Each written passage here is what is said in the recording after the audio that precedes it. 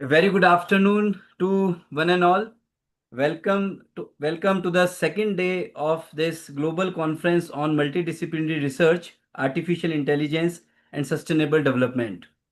Today also we have great academicians with us. Professor Suman Madan, the guest of honor from Atlas Skill University. The chairperson of today's session, Professor Rakhi Singh Chauhan from Gwalior. The keynote speakers, Professor Mustafafi Shirazi from Malaysia, Dr. Aditi Khandelwal from IIS University, Jaipur, and Professor Sylvester Ribano from Nigeria. On behalf of all the organizers, on behalf of Swami Shahjanand College of Commerce and Management, Chandragupta Institute of Management and Inspira Research Association, I welcome you all. And I welcome all the participants. So I would like to invite Dr. Aarti Chopra, Joint Secretary, Inspira Research Association and Associate Professor, Purnima University, to start the conference proceedings. Dr. Aarti. Thank you so much, sir. So a very good evening once again to all of you, to our guest of honor, respected chairperson, distinguished keynote speakers, dignitaries, and all the participants who have joined us from across the nation. It gives me immense pleasure to welcome all of you on the day 2 of this global conference on multidisciplinary research, artificial intelligence, and sustainable development, jointly organized by Shahjanand College of Commerce and Management, Bhavnagar, Gujarat, Chandragupta Institute of Management, Patna, Bihar, and Inspira Research Association, Jaipur, Delhi. After a highly enriching session, that was the first day, which was filled with thought-provoking addresses and scholarly deliberations, we once again today, with renewed enthusiasm, welcome you. Day 2 is devoted to multidisciplinary research in education, environment, law, social sciences, artificial intelligence, sustainable development. These themes are not only timely but also very vital as they bridge the gap between academic inquiry and the real world impact. Today, we are privileged to have with us distinguished dignitaries, eminent speakers, and global scholars who will share their perspectives and enrich the understanding of all the participants with us. Today's proceedings will definitely include inspiring keynote speeches and insightful paper presentations, creating a platform for dialogue, collaboration, and knowledge sharing across disciplines. As we embark this academic journey, let us carry forward the spirit of innovation, sustainability, and collaboration. With that, I warmly welcome each one of you.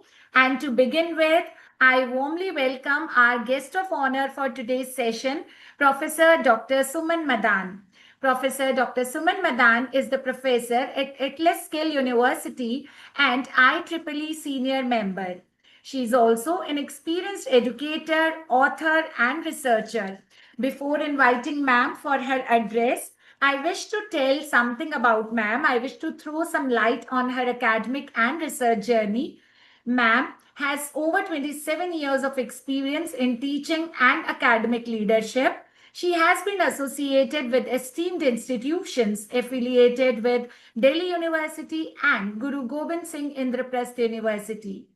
Her qualifications includes PhD in Computer Science and Engineering, MPhil and MCA, ICAR NET qualified. Ma'am has also completed her doctorate from SRM University, Sonipat, specializing in Big Data Privacy Preservation. Ma'am has completed her graduation from the University of Delhi.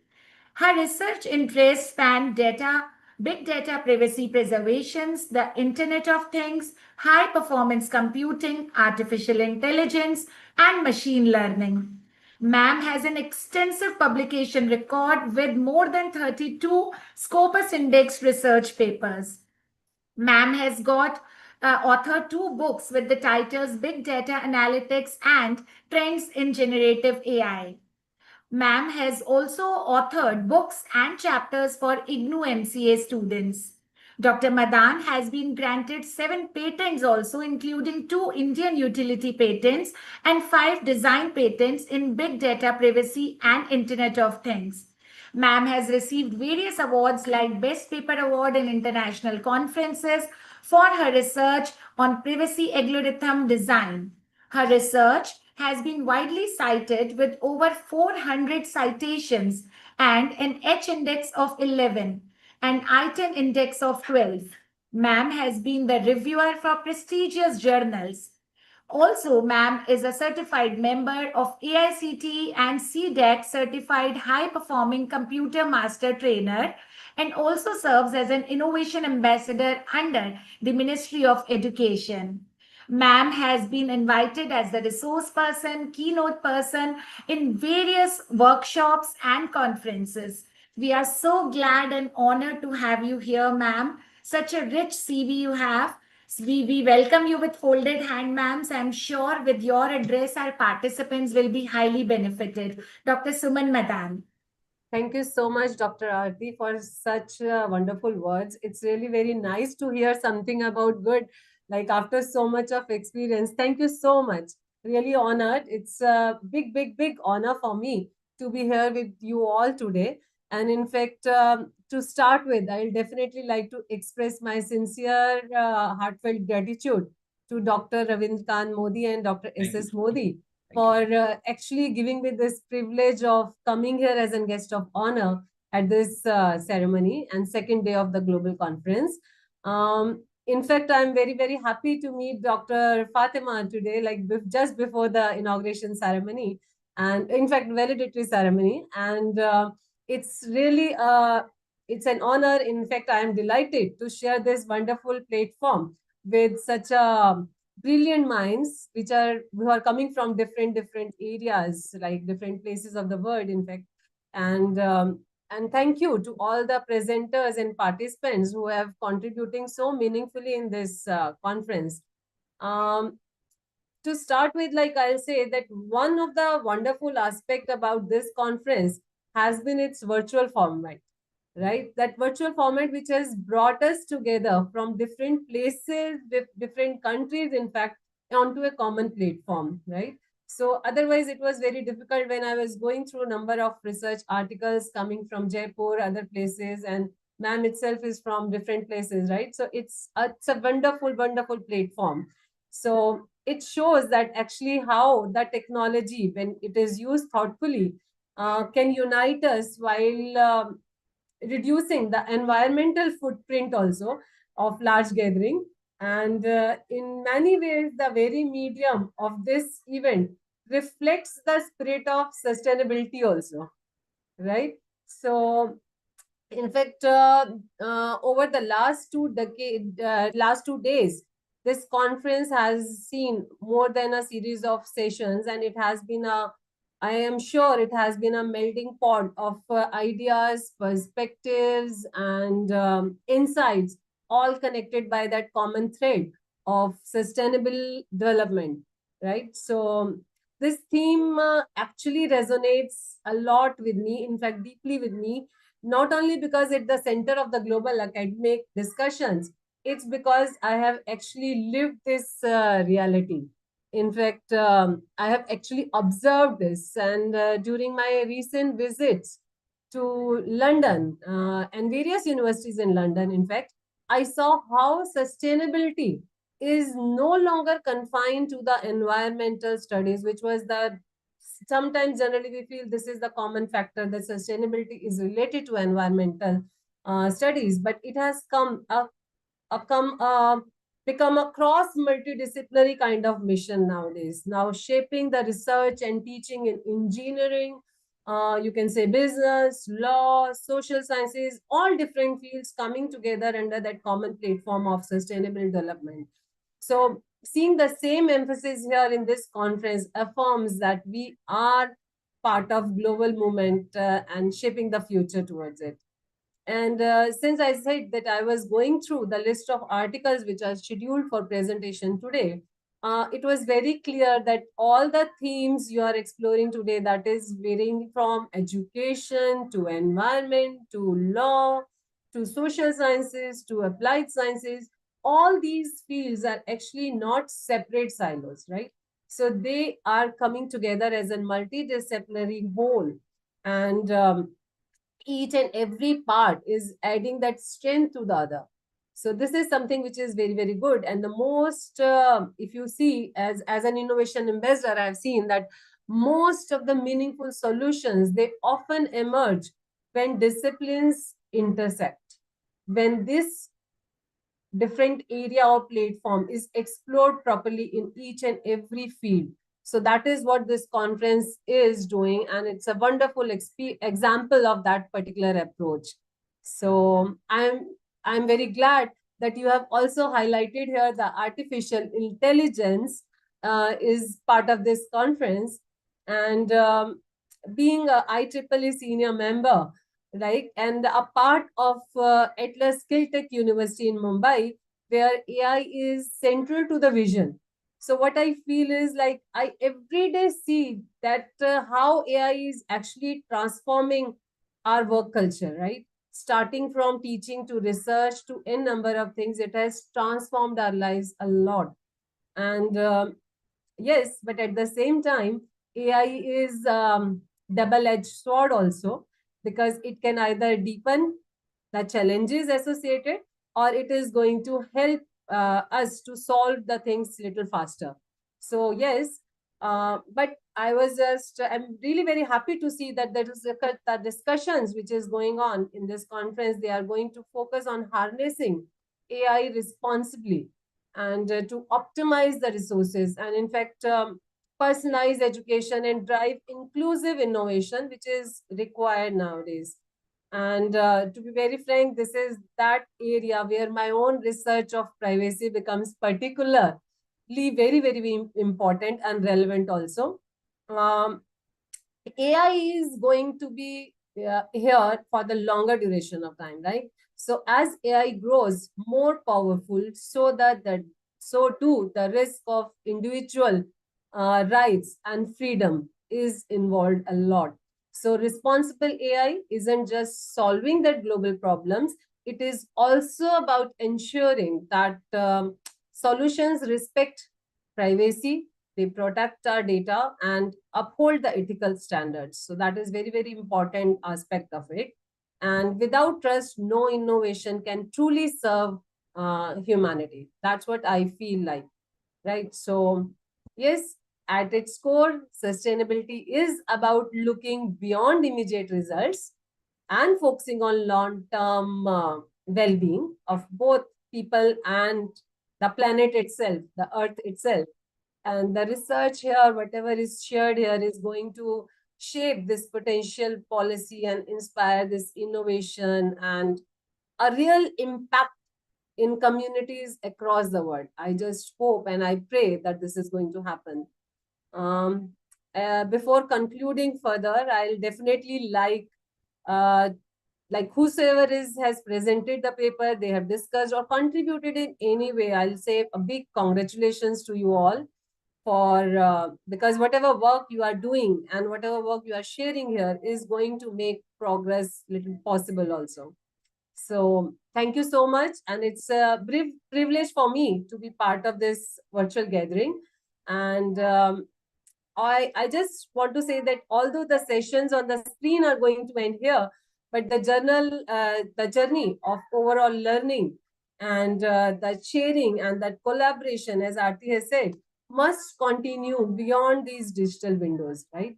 So I encourage all the participants and everyone to stay connected, to transform these virtual exchanges into lasting partnerships, and to carry this collective energy into your institutions also, into your research groups also, and into your communities. So I wish all the great success in your future endeavors, Modi sir and every organizer. Thank you so much, and Thank you so enjoy much. a wonderful evening. Thank you. Thank you so much, ma'am. Thank you so much. Ma'am, that was indeed such a pleasure listening to you. So wonderfully, you said, ma'am. And you're absolutely right that when initially I used to listen to this word sustainability, when we newly were introduced to sustainable development goals, I always used to think that sustainability is related to environment only. So, we coming from the commerce and management backgrounds, how we can be sustainable, but as the time passed, we got to know that sustainability can be a part of every discipline, every field, every path. And ma'am, yesterday our chief guest also had said the same thing that you said today. You're absolutely right. AI or any technology for that matter is useful if it is for the benefit of humanity. So we have to go beyond the short term benefits of AI. So wonderfully, you have put it into words, ma'am. Thank you so much for accepting our invitation. Thank you once again. Thank you so Thank you much. so much, Dr. Suman. Thank you so much. Thank you. Thank you. So, moving ahead, Ravi sir, shall I introduce the audiences with our chairperson today if she's present? No, she will join a little bit later. Okay, You can okay. invite the So keynote the speaker. chairperson will join us little later. Yes. So now we shall begin with the keynote speeches. So our first keynote speaker is Dr. Sadeh Fatima Nostavabi Shirazi. And ma'am is from University Science Malaysia, and she's PhD in tourism business and marketing. Before inviting ma'am, I would like to throw some light on her academic journey. Ma'am is an independent researcher with extensive international academic experience. She previously served as a senior lecturer in the Department of Industrial Marketing at Luleå University of Technology, Sweden. And before that, as an assistant professor at KTO, Karate University in Turkey. She also held teaching and research positions at both public and private universities in Iran, further enriching her expertise as a visiting scholar in various countries, including the US, Germany, and France. Her research primarily focuses on marketing with a specialization in relationship marketing and sustainability. She earned her PhD in tourism business and marketing from University Sains Malaysia. Ma'am, it is so nice to read about your global exposure. And just before the session began, we were talking that ma'am was here in India 4 months ago. So, ma'am, I don't think you have left any corner of the world where you have not visited. We are so happy. We are so glad to have you here. I'm sure with your global exposure, our participants will be highly motivated. So, ma'am, we invite you for your keynote address. Dr. Shirazi. Thank you very much, Professor Chopra, for the warm introduction. Thank you very much. In the next few 10 minutes, I would like to use the clock for 10 minutes to do it. Just in a short time, I would like to say that it's a great honor. It's a great honor for me to join to this conference, and I warmly thank the organizers for inviting me. Good evening, everybody who attended in this conference. In this short session, I would like to talk about the artificial intelligence, sustainability, and then about the culture, how the culture has a role in this relationship. So at the first glance, everybody thinks that maybe everybody thinks that the AI is a magic, but it is not. It is just a collection of a tool built by human beings. So the question that I want to share with you today is that whether AI becomes a partner for us to achieve the sustainability goal, or it is an obstacle. Okay, so this is the question that I want to explore. Everybody, I think that in this conference know about the definition of the sustainability.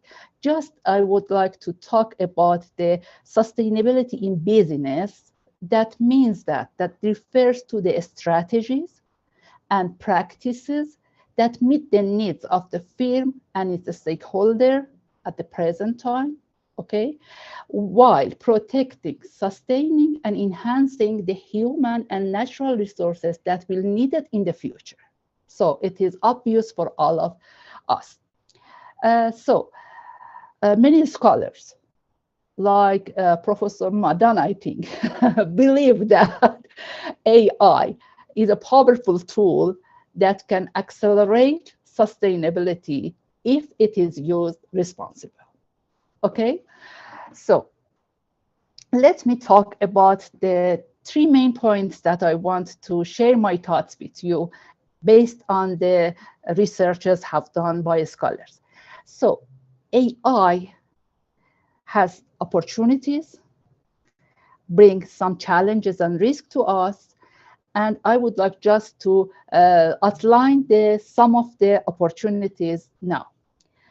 AI has enormous potential to support global sustainability in many areas, such as agriculture, climate change, healthcare, urban planning. For example, in smart cities, we can see that how AI provides the grants for reduce the traffic congestion and emission. And in many researches, it has been stated that the AI can accelerate progress toward the SDGs, Sustainable Development Goals, and provide the grant to develop sustainability faster, better, and cheaper. Okay, now I would like to say the negative sides of the AI, again, based on the research that has been done by the scholars. AI brings significant risks and challenges like energy consumption, inequity, disruptions, and ethical concerns. Okay, so whether AI accelerate or undermine sustainability depends on something deeper than technology, and it is culture. It depends on culture. To make this concrete, I would like to borrow the Hofstede dimensions of culture and its role in this relationship between AI and sustainability. Please let me share with you some slides about the Hofstede.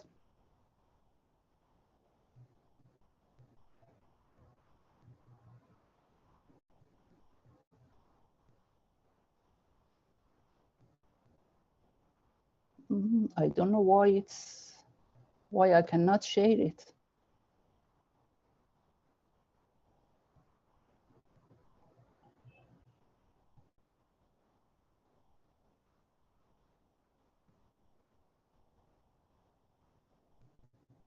No.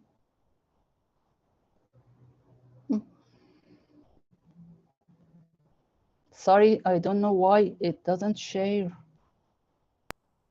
No problem, ma'am. You may try again. Otherwise, Okay, even the oral presentation is so nice. Okay.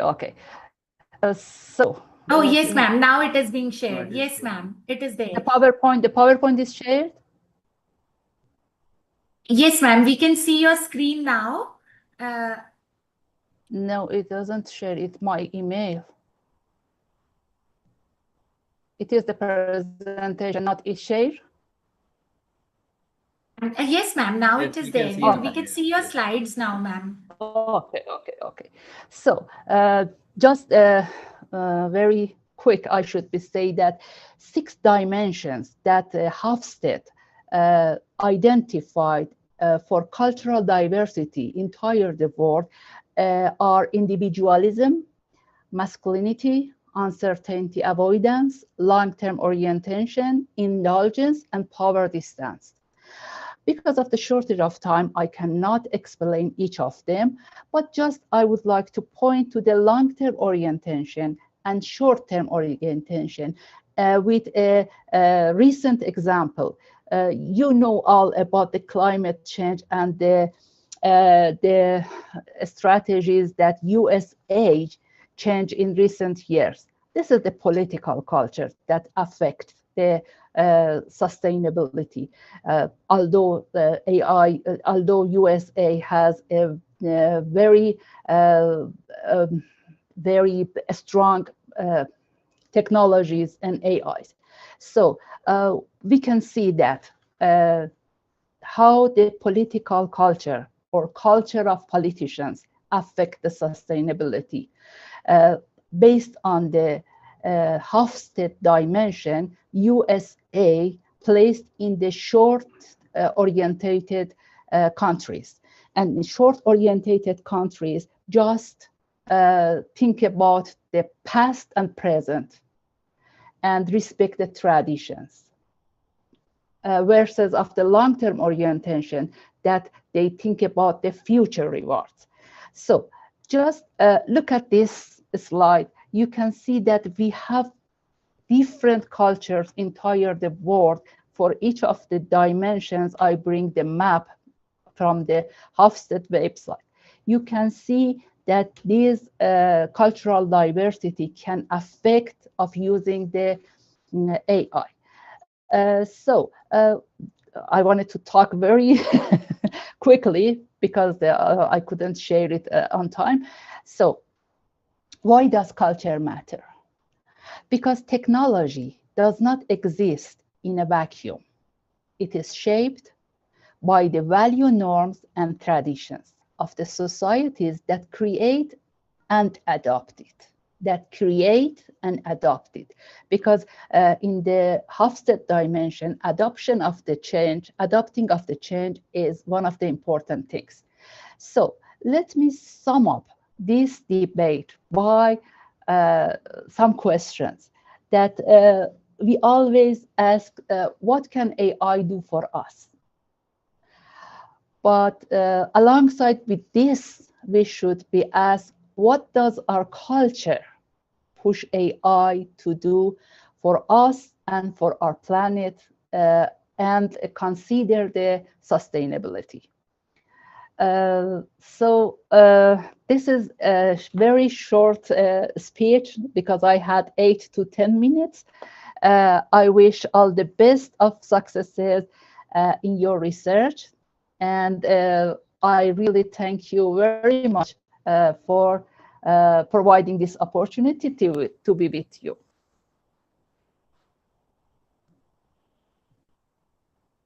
Thank you so much, ma'am. Ma'am, thank you so much. It was so wonderful. For the first time, I have seen this 6D model of national culture, and I could never think that somebody can give a presentation combining culture and AI. That's a very unique thought, and that shows how your global exposure made you land to this unique idea. Exactly. So it's very important to be in different culture with different people. Lovely, ma'am. Lovely. I'm sure after visiting so many nations, you must have studied the culture, the kind of, living they are, people are living that way. So wonderfully you have put it into words. Thank you so much, ma'am. Thank you for accepting our invitation, and really hope to see you someday in person. I hope so. So moving ahead, Ravi sir, shall we move ahead? Yes. Thank you so much. Okay. Thank you so much. So moving ahead, we have our another keynote speaker, Dr. Aditi R. Khandelwal. Dr. Aditi R. Khandelwal is a dynamic personality who seamlessly blends academia, entrepreneurship, creativity, and activism. She's an author, academician, entrepreneur, theater practitioner, YouTuber, radio jockey, and a green activist. She has consistently refined what it means to wear multiple hats with purpose and also the impact. So, ma'am is currently working with the IS University, Jaipur, and currently working as an additional head and associate professor in the Department of Commerce, as I told you, in the IS deemed to be University, Jaipur. She completed her PhD in 2013 from the University of Rajasthan. She's an alumna of ICFI University, Hyderabad, from where she obtained her postgraduate degree in management, that is MBA. She also completed her MCom in Business Administration and Economic Analysis and Financial Management. She is also a postgraduate diploma in Cyber Law and IPR. In her 16 years long academic career, she has written 4 books, edited 3 books, internationally published, and published over 40 research papers that are not only published in national and international journals but also Scopus publications, and over 40 papers in national and international conferences. Ma'am has been an invited speaker in various national and international colleges, universities, and conferences. She has received various awards for the best paper in international conferences.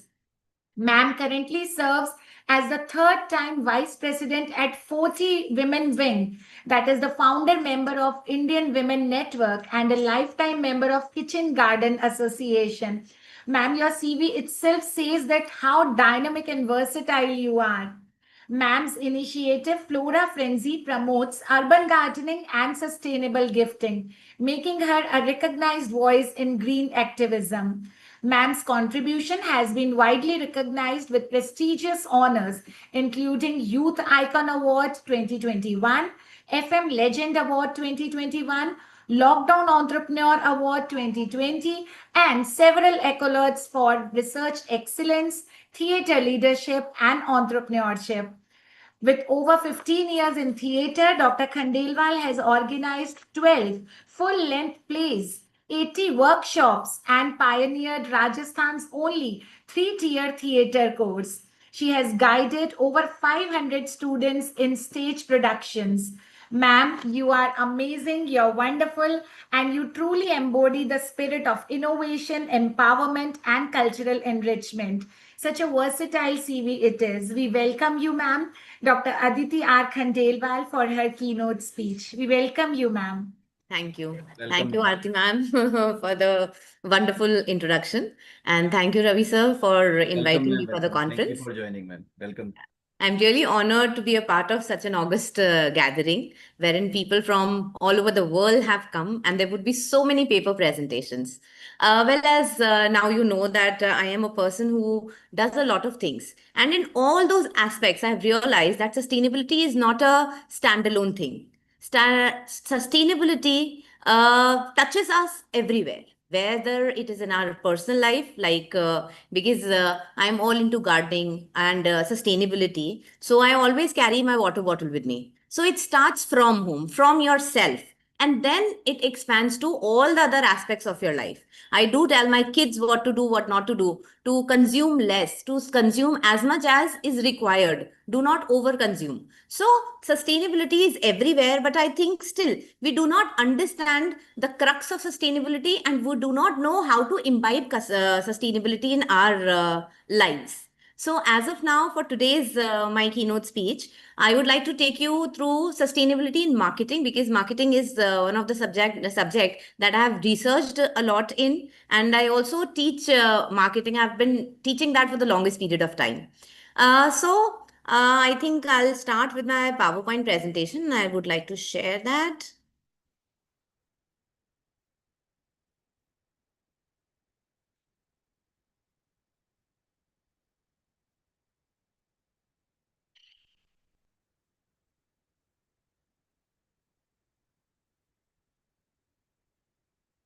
I hope that is visible. Yes, ma'am, it is visible. Okay, let me just.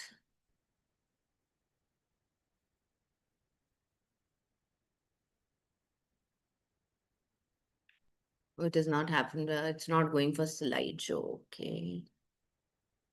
Yes. So sustainable development and modern marketing is the topic that I'm going to take you through today. And I will be talking about how there is a paradox We are moving forward in everything. There is technological advancement, and there's so much good that technology and modernity has got us. But at the same time, there is a degradation that is happening at every level.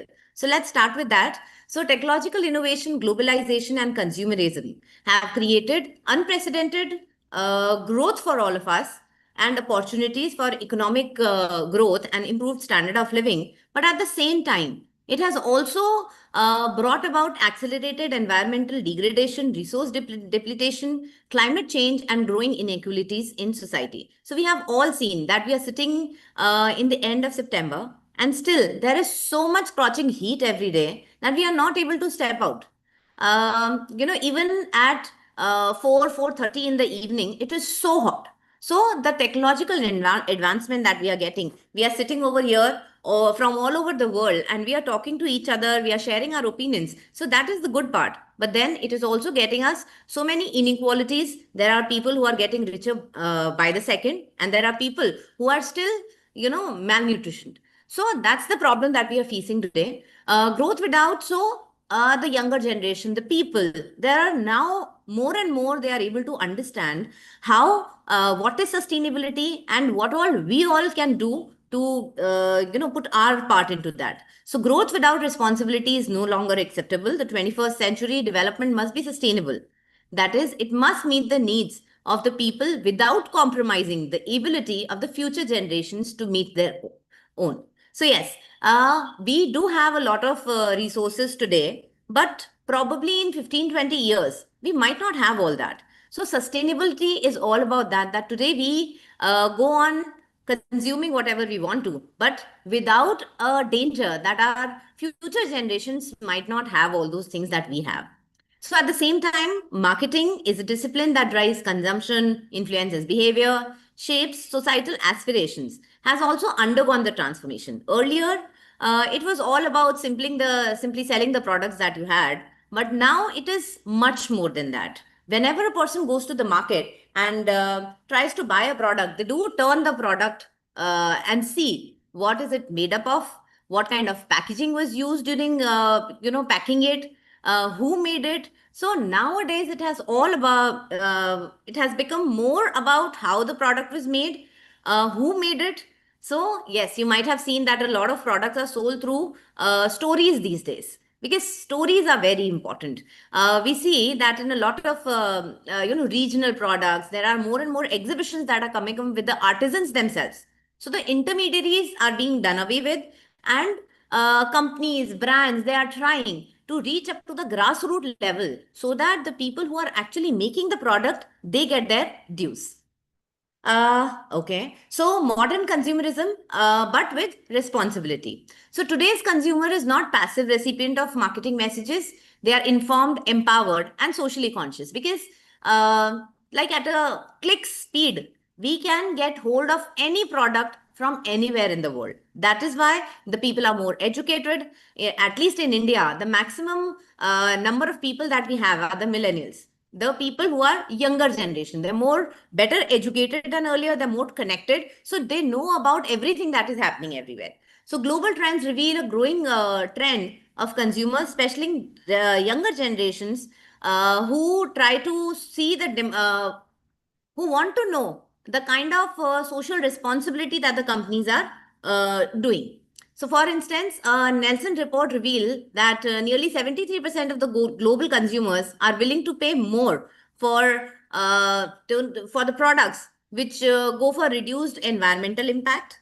There have been a lot of research studies. We ourselves, in my university, a lot of my scholars and in fact students of graduation, they have done a lot of research to know whether people are okay to pay a little higher prices for the products which are organic, which are made near at home, which are more regional. So yes, we in all the studies we found that people are ready to pay more for the companies that are more responsible towards the environment. This has redefined marketing. A product's functional benefits like quality, price, convenience, they still matter, but increasingly its ethical and sustainable footprint, that is equally important. We have also seen that very big companies like Nike, they have been, put in front of the people and a lot of consumers. They have said that they do not want to, they boycotted the product of Nike because kids were used while manufacturing the product of Nike. So something of that level can happen to that level of a brand, which is a global brand. So yes, people are becoming more aware, and now they do want all the companies to behave responsibly, and they do think, they do read about the people who made the product, where it was made, and how nicely and environmental friendly way it was made. Okay, so sustainability as a driver of innovation. Nowadays, we see that a lot of products are coming up. Companies are innovating in a manner so that the products that they manufacture, they are more sustainable, and there is innovation towards that.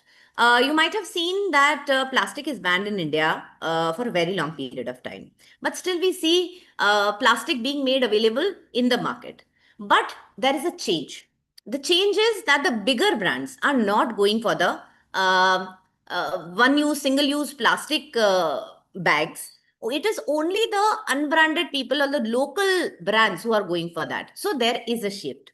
The plastic usage is reduced by the bigger brands because they know that they cannot afford to do that. So for companies embracing sustainability, it is not just a moral obligation. It has become a driver of innovation and competitive advantage. Take the example of Unilever, so which has embedded sustainability into its business strategy. Their sustainable living brands such as Dove and Lifebuoy have consistently grown faster than the company's other product lines. So the brands from the same company, if few brands are marketed as more environmental friendly products, they do much better than the products which are not branded as such. Tesla, definitely, it has transformed the automobile industry by making electronic mobility aspirational. Indian startups are innovating with biodegradable tableware made from erica leaves, natural fiber packing, farm to fork organic delivery system. Last 2 years I've been seeing that a lot of farms are being made, and kids, there are, organized visits to farms wherein kids in Delhi or the NCR area, they can go and pluck the strawberries. So the biggest fear that we have, that in the coming years, the kids would say that vegetables, fruits, they all come from the departmental stores. That thing should not happen. And people are moving towards, better ways in which in the cities only, they are creating a lot of vegetable gardens, farms, and making kids and other people go there for a day's visit, enjoy themselves. Also, being near to the nature is the crux that they do. So, role of technology and digital marketing. The digital revolution has provided marketeers with powerful tools to advance sustainable development.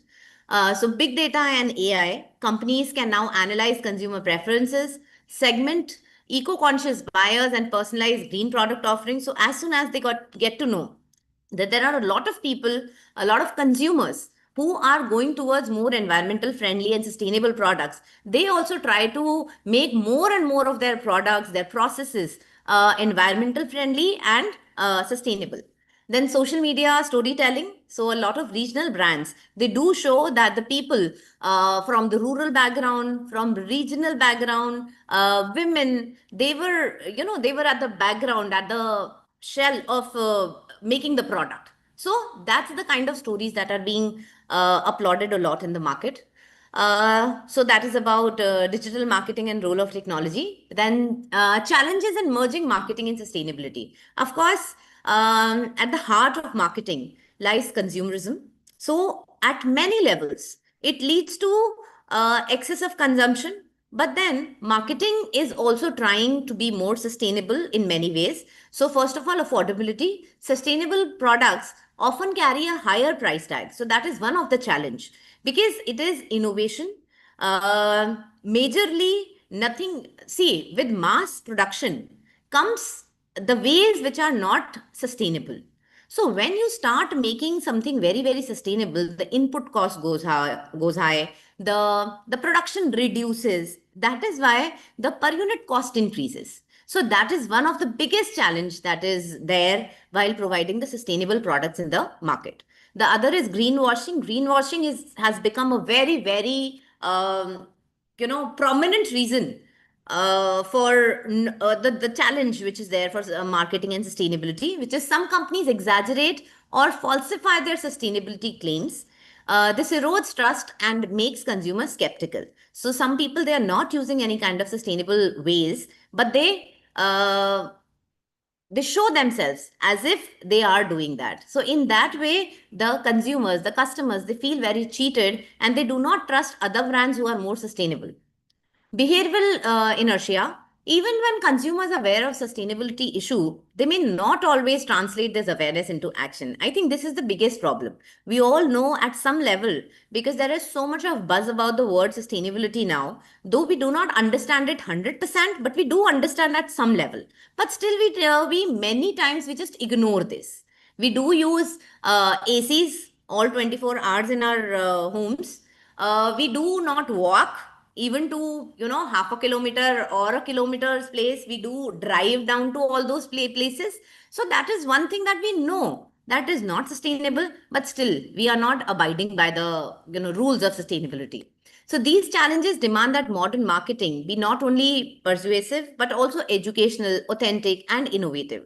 I think what we can do is that from the very childhood in the kindergarten, the kids are told what is right and what is wrong with perspective to sustainability. Then it would be something that they learn from the day one, and they'll be able to imbibe that more naturally in their ways. So the way forward, we can propose 3 principles. So one is purpose-driven marketing. Brands must clearly define their sustainability purpose and integrate it into their identity. Collaborative ecosystem, sustainable impact cannot be achieved in isolation. Marketing must foster collaboration between businesses, governments, NGOs, and communities. I think that is happening a lot. So educate and empower consumers. That's like the most important thing, because consumers are the biggest lot. They are us. They are the millions of people who consume the products. So if they are educated, and if they say that a product which is made in a way which is not sustainable, we are not going to use that, and which is happening a lot. So the companies will also have to respond to that, and they will have to use more and more sustainable ways to market the product, to manufacture the product, and in all aspects of manufacturing. So linking sustainable development to SDGs, because sustainable development goals have become they're everywhere. They are being talked in all the countries globally. They are being talked. So SDG 12 says responsible consumption and production. Marketing can encourage conscious buying and waste reduction. So rather than, just selling the product and from the consumer's point of view, just going on buying the product, first realize what is required and then only go on buying it. Then climate action, brands can advocate for low carbon lifestyles. So, the third is the SDG 8, decent work and economic growth. Digital marketing supports fair wages and inclusive growth. So this way, we are going to be sustainable in all aspects of our lives and business. Government of India has also done a lot towards sustainable business, one being the policy regulatory framework. So we can see the extended producer responsibility has been made. Then PAT, it says market-based mechanism under Bureau of Energy Efficiency for larger industries to improve efficiency, energy efficiency. Then CSR, yes. Corporate social responsibility has also become very, very important from the Companies Act 2013. And firms it has been made mandatory for them to spend at least 2% of their net profit towards it. Then financial incentives and green finance, zero defect, zero effect certification. So a lot of things for MSMEs, for bigger companies also, Government of India is trying to involve everybody and take some steps towards sustainability. Circular economy and resource efficiency, then green manufacturing and industry. Government has been trying and motivate businesses at all levels, whether there are startups, MSMEs, or the bigger companies, to actually do work for sustainability at many levels. Then we have MSME Sustainable Certification Scheme, which encourages sustainable manufacturing for small businesses. Startup India, Green Startups Focus. It promotes innovation in clean energy, waste management, sustainable agriculture, and water conservation. I think this is a very, very important part. I've seen that in last 1 year. The waste management has been taken up by communities, not just by the companies, but communities. In a lot of societies in Delhi, there have been steps to actually segregate the waste and also to recycle the waste of different kinds which they have, which they produce in their societies. So global commitments and SDGs, India's commitment to Paris Agreement, then national determined contributions. These are few more initiatives by the government of India. Then to conclude it all, I think sustainable development and modern marketing are not two separate conversations. They are thread of the same fabric. So both of them have to go hand in hand, sustainable development and modern marketing. Marketing has always been about creating value. The question we must ask ourselves is what kind of value are we are creating? So the brands have to be more responsible towards the kind of advertisements they are showing to the little kids. Whether to actually target the kids is also a big question. So, but it is also true that a value that sustains resources, uplift communities, and inspires responsible consumption, then marketing becomes a force of good. So I think I would like to conclude by saying that yes, sustainability, we have talked a lot about sustainability, but I think it is time to respond personally to that. The brands definitely have to look forward to it. Otherwise, they're not going to be profitable anymore. But at our personal levels also, we need to take a lot of steps to be sustainable in our everyday life and also to teach our coming generations that sustainability is at the heart of our living. So thank you. Thank you everyone for having me. Thank you so much, Dr. Aditi, for Thank the you. wonderful presentation, ma'am. It was Thank really you. wonderful presentation. Thank you so much, ma'am. Thank you. Ma'am, Aditi, ma'am, you have covered almost every aspect of sustainability. Yes, But every after listening to your thoughts, I also got some inputs, which definitely Ravi sir will be cursing me for taking a lot of time because we are already running short of time.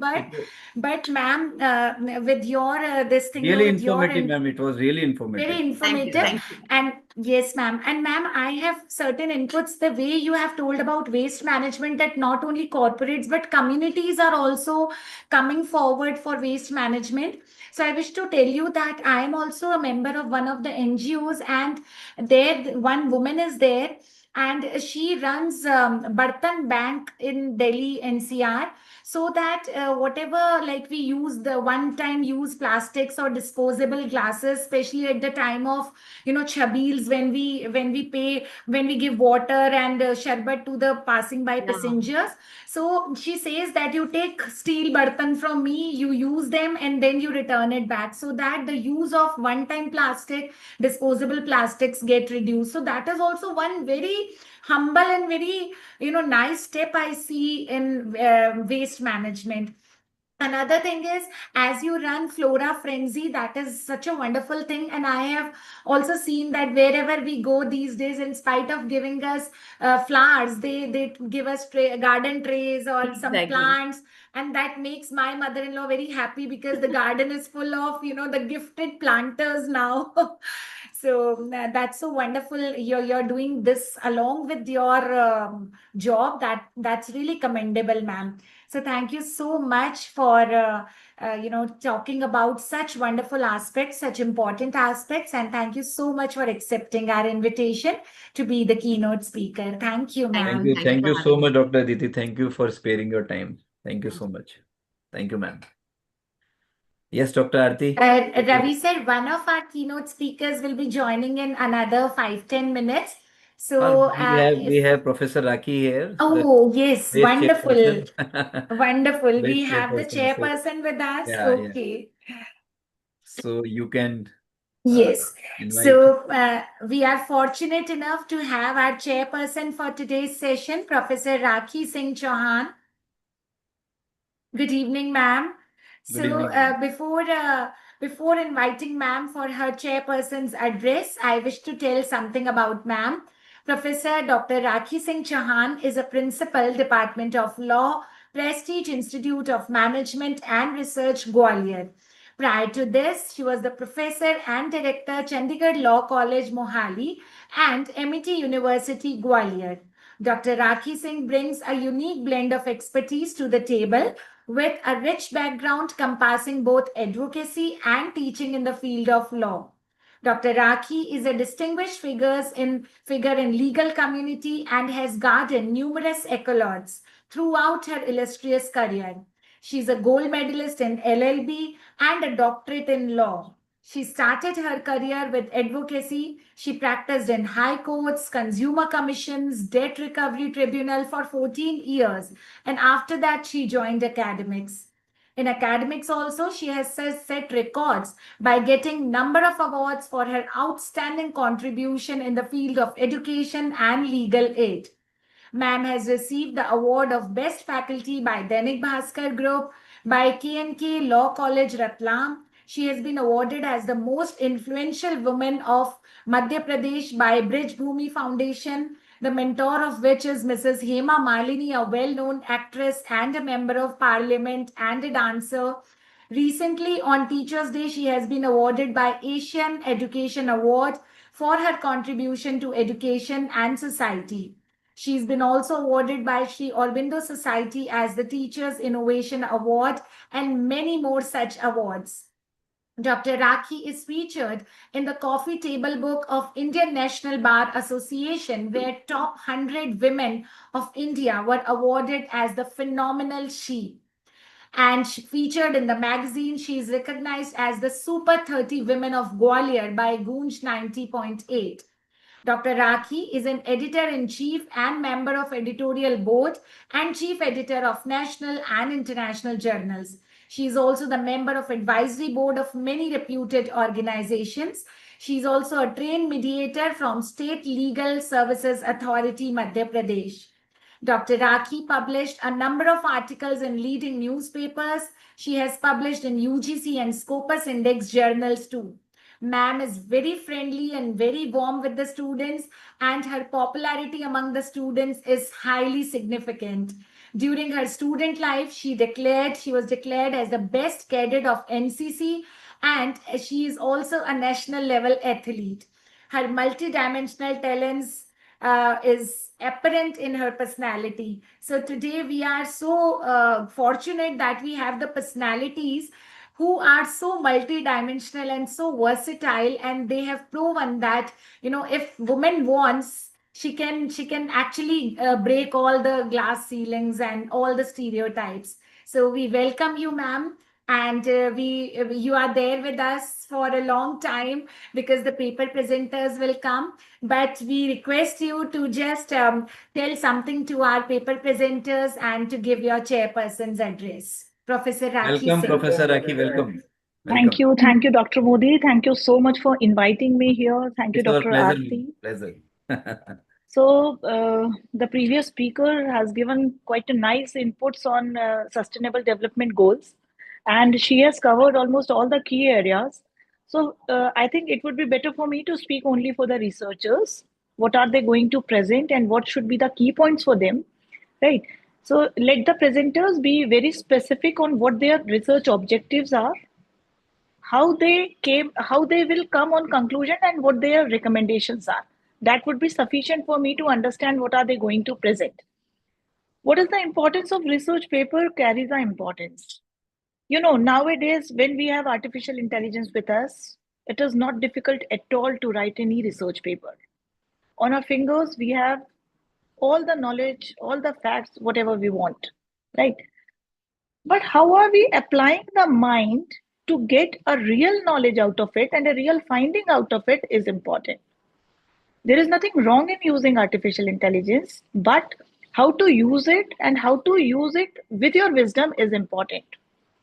So we must not encourage only using artificial intelligence, neither we must encourage our students to be backward enough by not using AI. There must always be a blend, and n number of examples we have seen where artificial intelligence is being used without even reading what the tool has given to us. That gives a wrong result. So if we want good results, you may use artificial intelligence tools. There is nothing wrong in it, but use your wisdoms, check the facts twice, and then come on floor. That is important, right? So we'll go through the papers which are going to be presented, and then after hearing you, I think I would be able to give you the remarks later, right? Thank you. Thank you so much. Thank you so much. Thank you so much. Thank you so much, ma'am. You have given wonderful advice to our paper presenters. So I think our ma'am, we had one more keynote speaker who joined little late because of the previous. Yeah, we will take him in between. We will start the presentations, ma'am, and whenever he joined, we will take him. He has joined, sir. That's He has why I'm joined? saying. Okay, Yes, okay. sir. Arre baba. Yes. Yes. But I cannot see actually his name. Professor Sylvester, can you please open up your video? Yeah, I got him. Yes, Dr. Aarti. Now you Yes, can sir. invite him. Yeah. Okay. So, Sylvester, sir, we request you to kindly switch on your camera so that we can see you also. Welcome, Professor Sylvester. Welcome. You are the co-host now. So you. So, but he has not responded, so I'm little. No. Okay, now he's there. He's there. Welcome, Okay. welcome. Welcome, Thank sir. you. Welcome. Thank you. Thank you so much, Dr. It's our Kant. pleasure to have you, Thank sir. you It's so our much. pleasure. It's our pleasure to have Thank you. And Dr. Chopra, thank you. I'm happy to meet with you again here today. Thank you, everybody. The chairperson of this event, thank you so much for this opportunity. Thank you. I don't know. Can I share my screen? Sir, just a second, sir. Sylvester, sir, I wish to invite you formally, and then we would request you to begin with your keynote speech. So, our next keynote speaker is Mr. Sylvester Israel Ibonu, and he's the head of faculty libraries at Admiralty University of Nigeria, Ibusa, and has 12 plus years of experience in library administration, capacity building, and consultancy. He is a media expert widely known as the digital librarian. He champions digital transformation, AI literacy, and professional advocacy. His leadership and innovation as PhD candidate and NLA's National Pro has significantly shaped and development and the visibility of librarianship beyond Africa. We are so glad to have you here, sir. And sir, really, I know that you have been very busy today. You had multiple meetings, but then also you accepted our invitation and you tried to manage the time according to our presentation, our conference, as per the different time zone. You are joining us from a different time zone. So we welcome you, sir, with folded hands. Namaskar, and we welcome you for your keynote address. Mr. Sylvester Ibonu. Welcome. Thank you so much. I'm so excited to be here with you today. Thank you for this opportunity. Thank you to the organizers. Give me a moment. I'm trying to share my screen so that I've been told I have just a few minutes. So give me a moment to share my screen. I'm trying to do that. Share. Okay.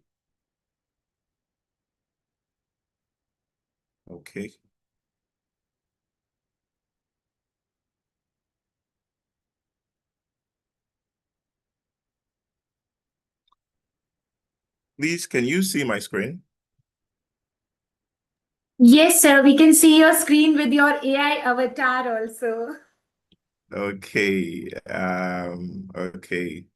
So I won't be taking much of your time today. I'm just going to be sharing something with everyone here. First of all, I would like to acknowledge the chairperson of this conference, and I would also like to appreciate the organizers and colleagues and scholars from different parts of the world today.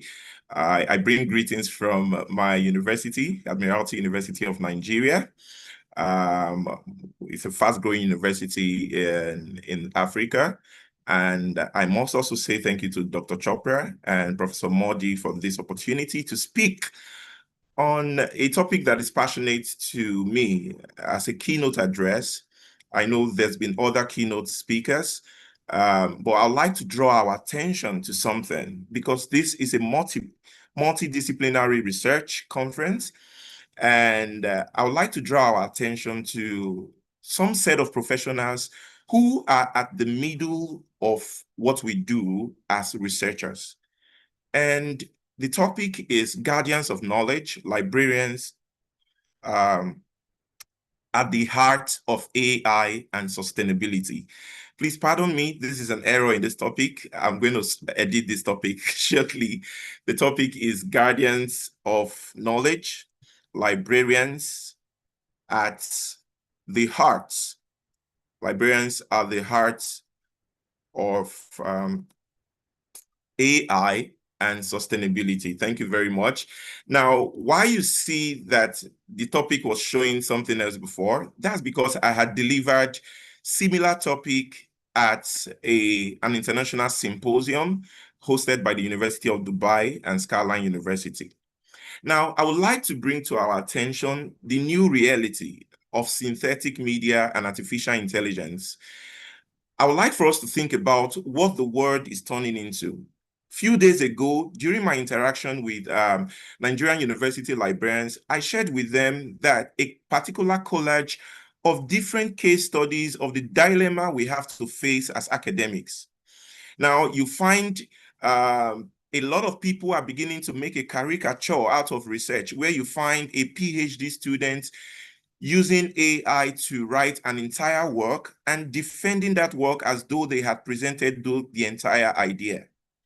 We have also seen recently Google's Gemini, VO, and Nano Banana create videos and images that you can't even distinguish between a human production and what AI has generated. Now, all these fall under the category of synthetic dimensions of AI, and even professors are unsure how to clearly define the relationship between academic integrity and plagiarism. But in all these that is happening in the academic scene, there's a question I would like to ask everybody. Who anchors all of this? Who ensures our access? Who ensures ethics in the usage of these platforms? Who ensures our culture, our dignity amidst the explosion of information and AI slop? That's a new term coming up recently. Guess what? The answer is librarians. Librarians are not just what society has stereotyped them to be as just custodians of books. Librarians, in the age we are right now, are guardians of knowledge. And for an important global conference like this gives us opportunity to share with us the role that librarians can help us play in our various areas of disciplines. Number one, librarians serve as educators of AI literacy. It is no longer enough to teach students how to search or how to find a book in libraries. Librarians are beginning to teach people and scholars how to engage with artificial intelligence and how to question the output of artificial intelligence. Many of us go into this artificial intelligence tool not knowing where the information comes from. Some of us consult it to carry out our research work, not caring about where it gets this information. A lot of studies have confirmed a growing need for librarians to help patrons to interpret AI outputs and to be able to find out what is the reliability of the various models that we have going on. Ethical stewards is another role or shoe that you find that librarians are beginning to wear. Education is necessary, but it is important that we make ethics to remain a core in whatever we do. Academic librarians should be able to sit at policy tables where people are thinking about development of artificial intelligence, either for research, either for work productivity purposes. And lastly, I would like to point out that librarians help to bridge the gap in the area of sustainability of knowledge and inclusion in wherever we find ourselves.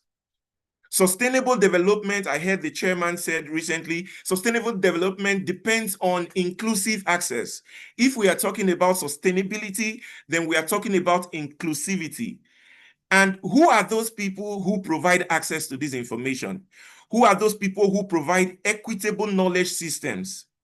These artificial intelligence models, are they available to everyone in different countries?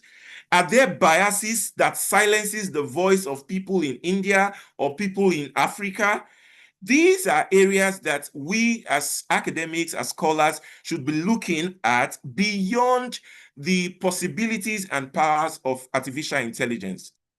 Having said this, I would like for us to know that AI comes with a lot of algorithmic bias. It comes with a lot of unfairness. It comes with a lot of it's not transparent. And there are a lot of privacy concerns that we should care about. These ICT experts who develop these models, they mostly care about just bringing out solutions.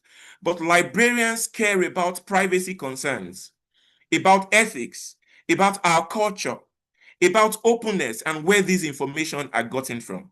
So in summary, as I wrap up my presentation, yes, and Dr. Chopra, I want to Sylvester sir, I'm sorry to interrupt, but I just wanted to know whether there is any other slide also you wish to show, because we can see just one slide. If you, I mean, is there any other slide you probably because some. You are seeing just one slide?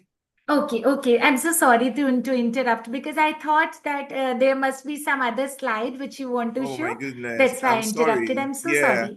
There are other slides. I'm so sorry you are not seeing them. I am so sorry.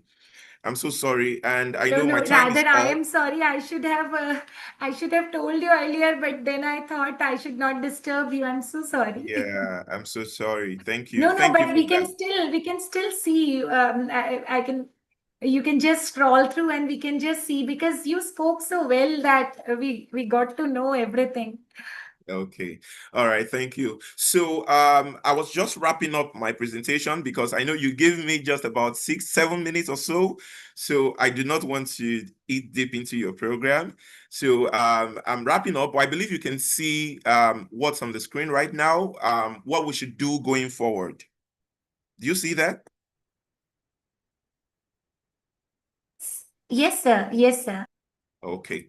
So while I wrap up my presentation, I want to say something a little about why what I'm saying matters, especially for India, for Africa, for participants present. Why the context of what I'm saying? I know we have professionals from different disciplines here right today.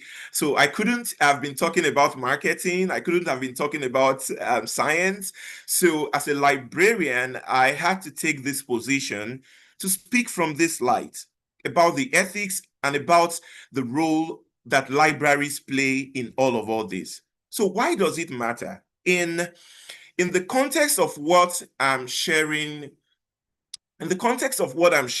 right now, especially from the African context, the challenges are very severe. We have limited infrastructure, digital divides, funding constraints. All these are challenges that we all face. But precisely, the role of librarians becomes more important, and we must ensure that our voices, your own voice in India, in Africa, your local research, your indigenous knowledge, they are not erased by global AI systems. We should ensure that we continue to train our own AI models, both on local data and external data. We stand at the risk of being passive consumers of AI if we continue to focus on ChatGPT and what it can do for us. If we continue to focus on Google Gemini and what it can do for us, rather than thinking of taking leadership position in tables where decisions of development of AI models, data stewardship are being taken. In fact, expertise in librarianship helps us to know about metadata systems. And these are the reasons why we are able to advise in issues that relate to curation, repository management, and all that.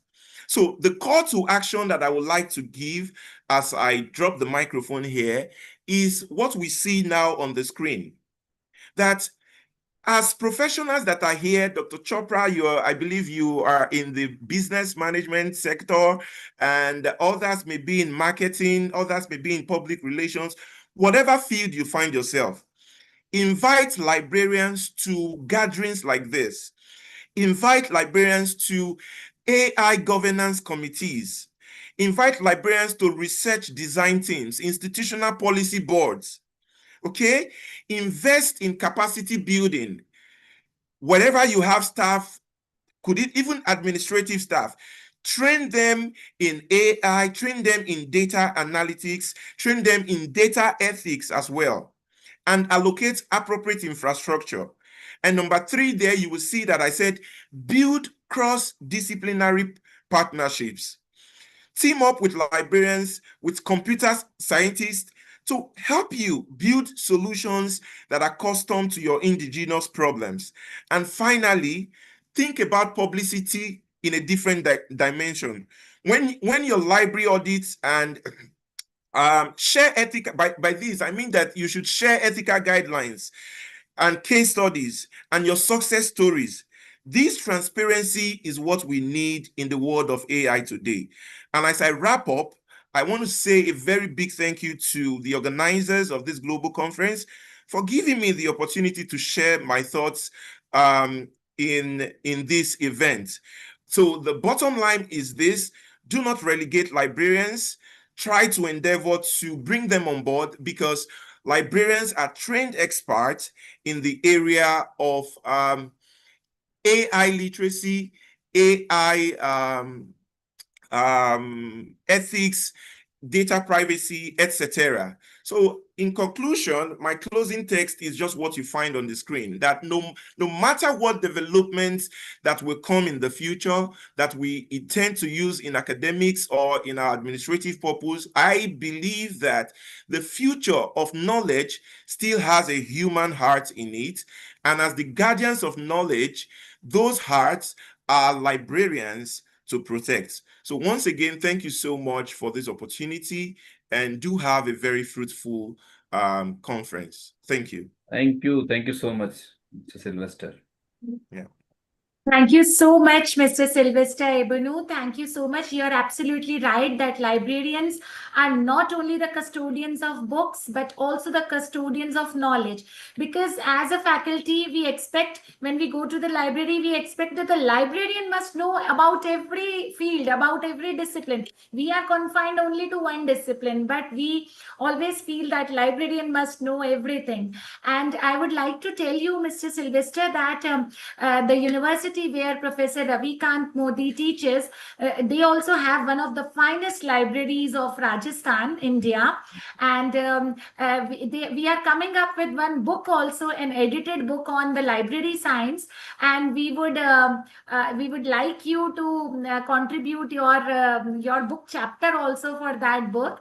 And in future, we would love to have you on our reviewer board for the books related to library sciences. Definitely. Thank you. Thank And you. we will Thank you very much. share the information about this book, Dr. Sylvester. So I would like to publish, if you give us the chapter of yourself. So Okay. we would like to I- publish it. I'll definitely be in touch with Dr. Thank Chopra you. on this. Thank you so much. Thank you, sir. Thank you, Mr. Sylvester. Thank you. Thank you so much. Thank you so much, Dr. Aarti. Thank you. Thank you, Thank Mr. you. Sylvester, once again for joining us and sparing your valuable time. Thank you so much. So, Professor Rakhi, are you there? Yes, I'm here. Yes. So, before I invite the presenters, Professor Rakhi already mentioned everything to all the presenters to be very confined and stick to the time limit, time duration, and just show your important slides like research methodology, hypothesis, findings, and conclusions. So I will invite by the serial number. I request all the presenters to please write down their serial number in the chat box who are ready with their presentations. And please keep your video on while presenting. If it is an oral presentation, it is a mandatory field to start the video. So firstly, I would like to invite Dr. Sheetal Ahir. Dr. Sheetal Ahir, serial number 4. Dr. Sheetal, please unmute. Yes, sir. Yeah. Professor Aki, if you can switch on your video.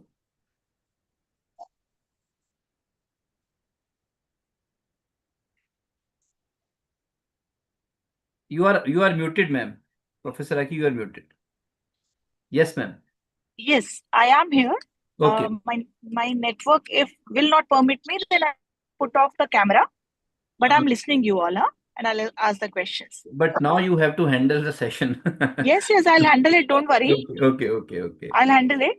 Thank you. So, Dr. Sheetal, you can start. Yeah, is my screen visible, sir? Yes, please start. Good evening, all. I am Dr. Sheetal Ahir, along with author Mr. Vikas Bacha. I am presenting my paper. My title it is Environment Sustainability Strategies, Practices and Case Studies for Greener Future.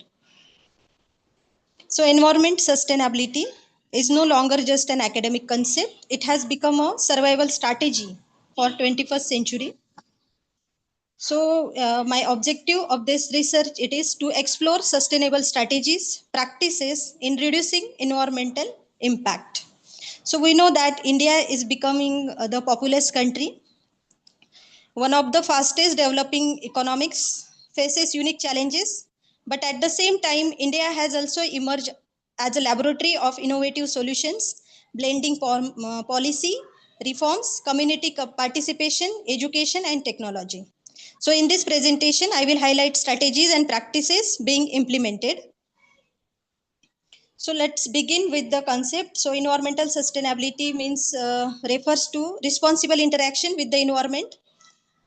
So we know that we are facing major issues like air and water pollution,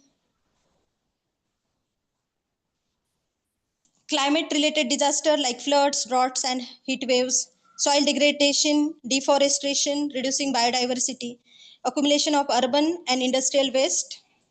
So these are the issues we are facing. The United Nations Sustainable Development Goals provide us framework.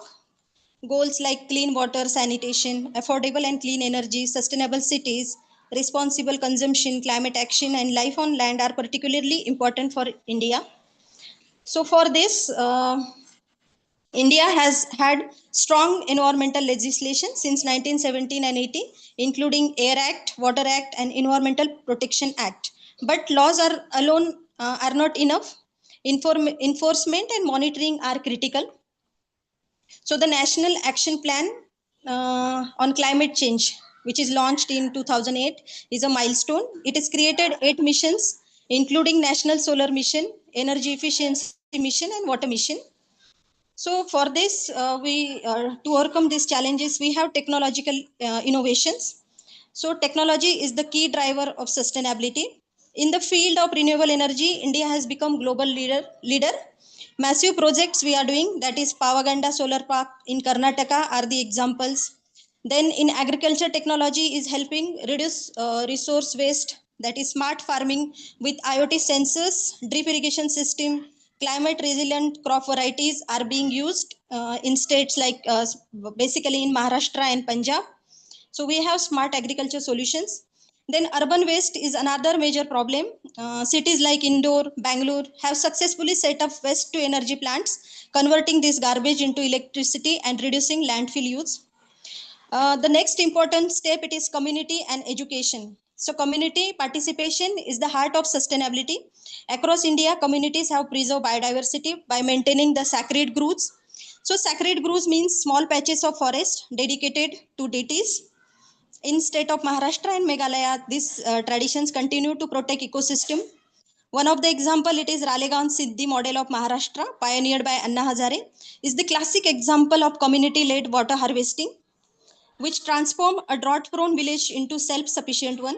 Then self-help groups, especially women's group, are spreading clean energy solutions like solar lanterns, biogas plants in rural area. So this is also one of the important step. On the education front, UGC had made environmental studies compulsory at undergraduate level, eco clubs in schools, national green corps programs, So these are the activities and tree planting, waste segregation campaigns like Swachh Bharat Abhiyan have embedded sustainability into daily lives practice. Then corporate and industry sustainability practices are also there, such as companies such as Tata, Infosys and ITC are investing in afforestation, renewable energy and rural development through corporate social responsibility.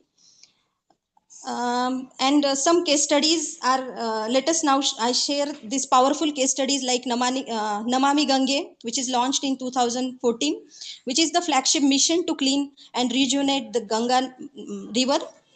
It combines with sewage treatment, industrial pollution control and public participation. Solar energy revolution, Chipko movement, Pune waste management model, which is Swachh cooperative and waste pickers are formally integrated into urban waste management. Door-to-door collection, segregation and recycling make Pune one of the most sustainable cities in India. So this case studies teaches us overall sustainability in India depends on blending modern science with traditional wisdom and government efforts with community participation. If successful, these models can be scaled up across region and even adopt internationally. So to conclude, environment sustainability is not optional, it is essential for survival. So India's strategy show that with the right mix of governance, technological innovation, community participation and education, we can build a greener and more resilient future. As a researcher, educator, policymaker, and citizen, it's our responsibility to carry forward these lessons. The journey is long, but with collective effort, India can become a global model for sustainable development. These are my references. Thank you so much.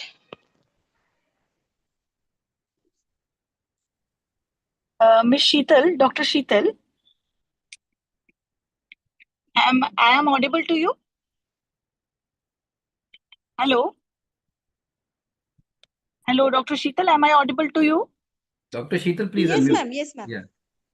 So I have one question. You have mentioned so many models. The models are specified. Suppose the Pune model is working in Pune, Indore model is working in Indore.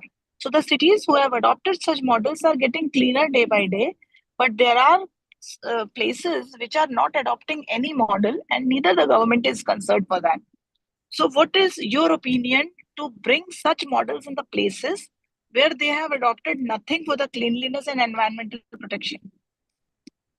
Ma'am, your voice is not clear to me. Can you repeat the question, please? You have mentioned so many models. Yes, right? ma'am. Right. So the Pune model is working well in Pune, but not adopted in places where no model is being adopted. What I mean to say is the places which have adopted some models for environmental protection and cleanliness are working so good in those places, but there are many places where no model is working. So the cleanliness is a matter which must be worked uniformly everywhere. Do you have any recommendation for such places? Yes, ma'am. Community awareness programs we can have so that we can place importance of this environment cleanliness, or we can explain the need of this. We are the humans and we are running these models. So here our role is very important, ma'am. All right, understood. Thank you. Yes, ma'am. Thank you so much. Thank you. Thank you so much. So next participant, serial number 5, Rahul Sharma. Please unmute, Mr. Rahul. Engineer Rahul Sharma. Yeah, please.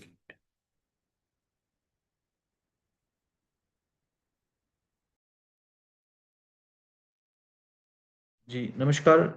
Is my screen is visible? Yes, it is visible, Rahul ji. You can start. Namaskar, ma'am. My name is Engineer Rahul Sharma, pursuing PhD in Department of Political Science. My topic is breaking the cycle of poverty, reducing inequalities, that is the SDG 10, and building psychological resilience. Whereas psychological resilience is the mental strength and flexibility to cope with and deal with the trauma, adversity, and stress these scheduled tribes are having right from the very past.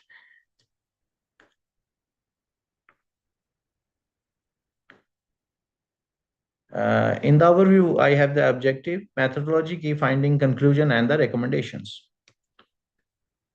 I would like to start with the addressing the inequalities. This study aims to highlight the critical inequalities faced by these scheduled tribes.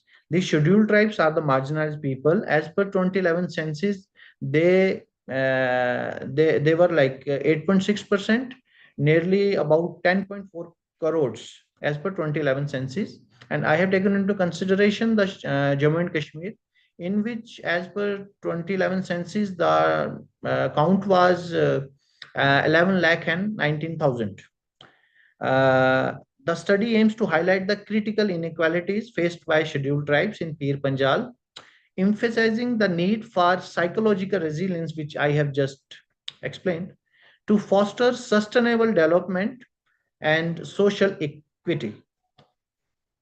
Then we have the methodology. This study utilized qualitative as quantitative method to gather data from scheduled tribes in Pir Panjal, as in terms of the literacy, the sustainability, etc., focusing on interviews, surveys, and participatory observations to ensure comprehensive analysis. This is the pictorial representation, which tell us that despite possessing like only few resources for survival, the innocent children of scheduled tribes standing resolutely on barren grasslands, eyes blazing with hope, confronting relentless adversity with the unwavering determination. We have the literacy and health disparities. The first pictorial representation depicts the engaged learning.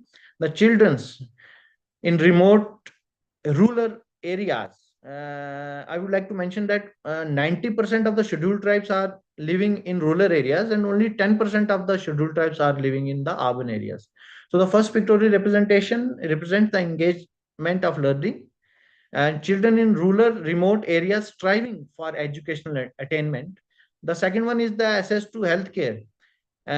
Patients seeking vital healthcare in the remote areas. I would like to mention one thing, that during the COVID-19, when the doctors had gone to provide vaccination to these scheduled tribes, the people of these scheduled tribes have started attacking the staff of the health department here in J&K, because of the fact that they were not being able to recognize that those are the doctors.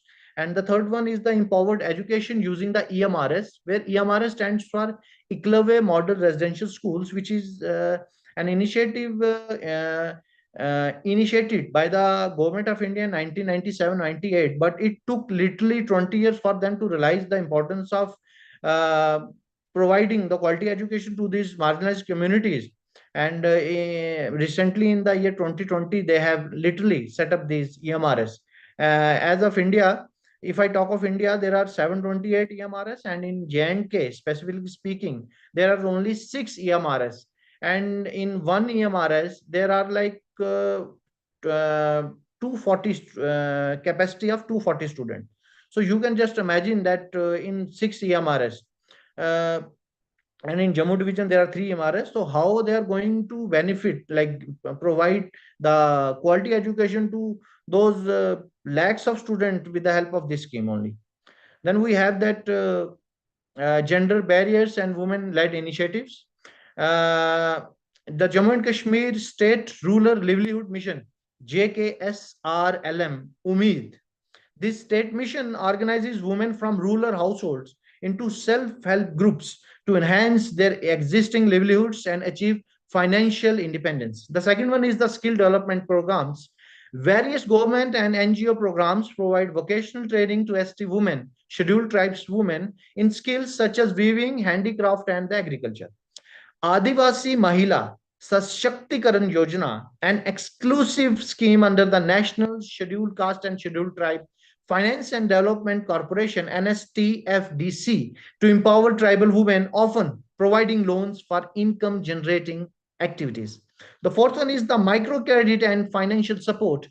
The schemes like the microcredit scheme for self-help groups provide financial resources and low interest loan to tribal women, enabling them to start and sustain small businesses. In a significant move, the government of India, specifically speaking, the government of Jammu and Kashmir, officially launched the iconic Gojri ethnic topi, namely the Lachko Gojri cap, which you can see in the second picture. Cap, headwear of Gujar women folk on the popular e-commerce platform Misho.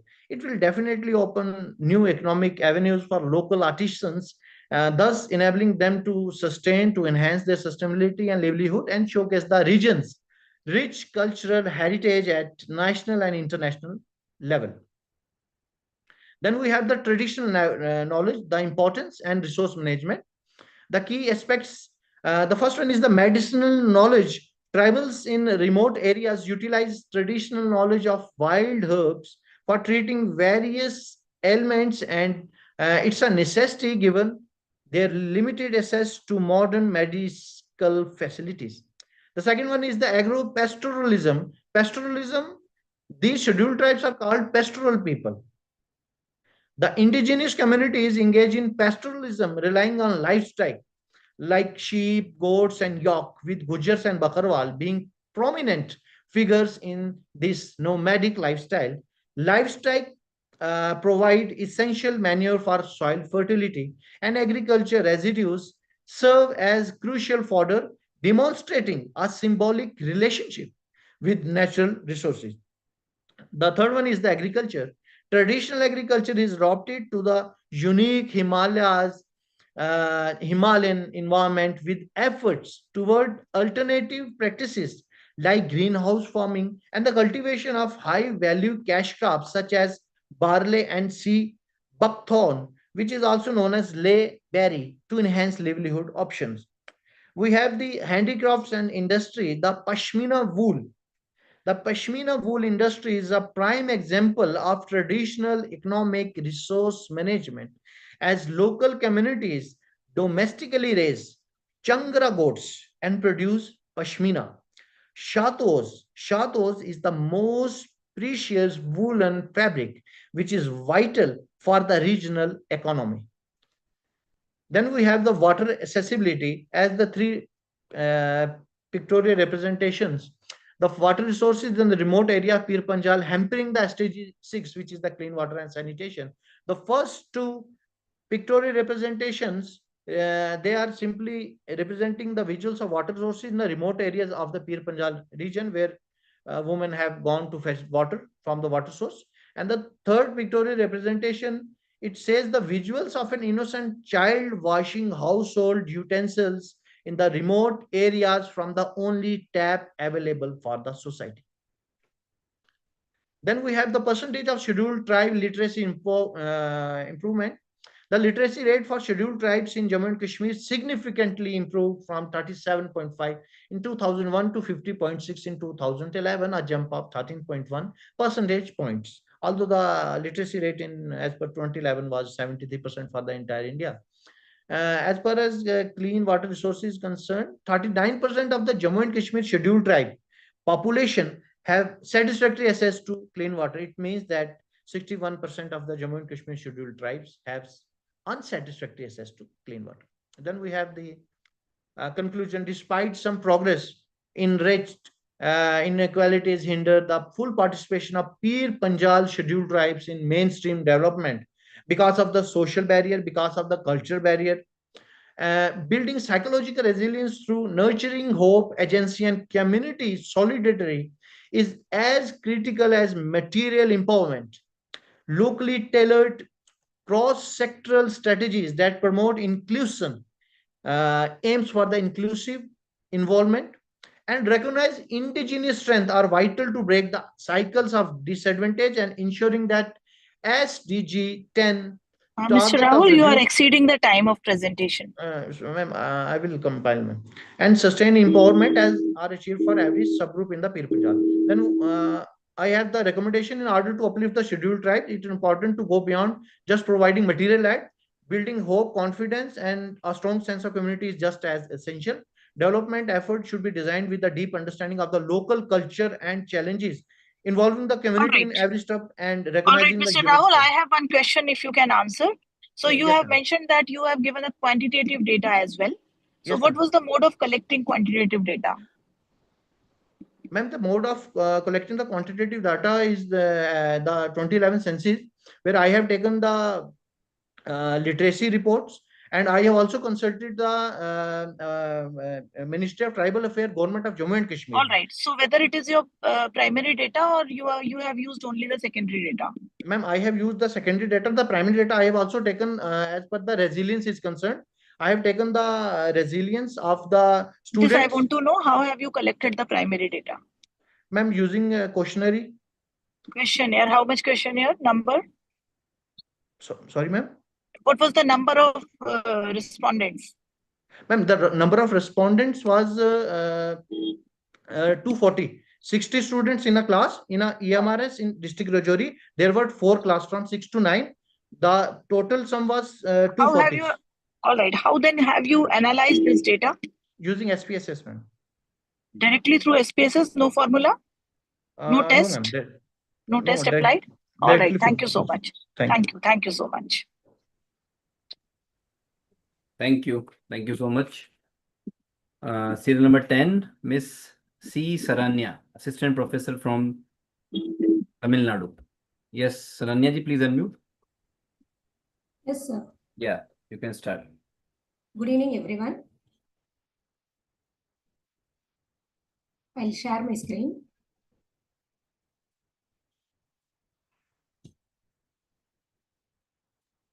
Please be particular on time, not more than 5 minutes in any case. Yes, ma'am.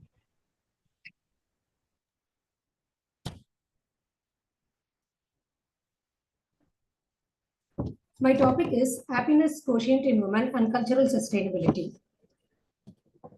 What do women want in life?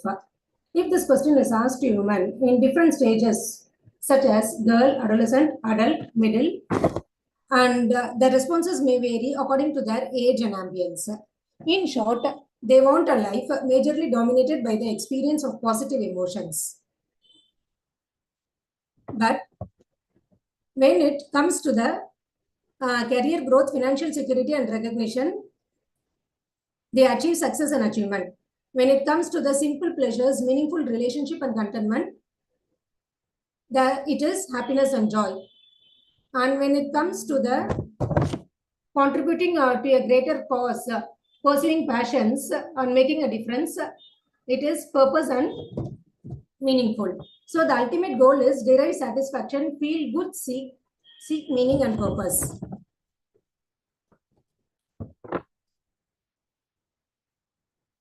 According to Martin Seligman, that is who is known for positive psychology, there are 3 types of life for understanding the happiness dimensions.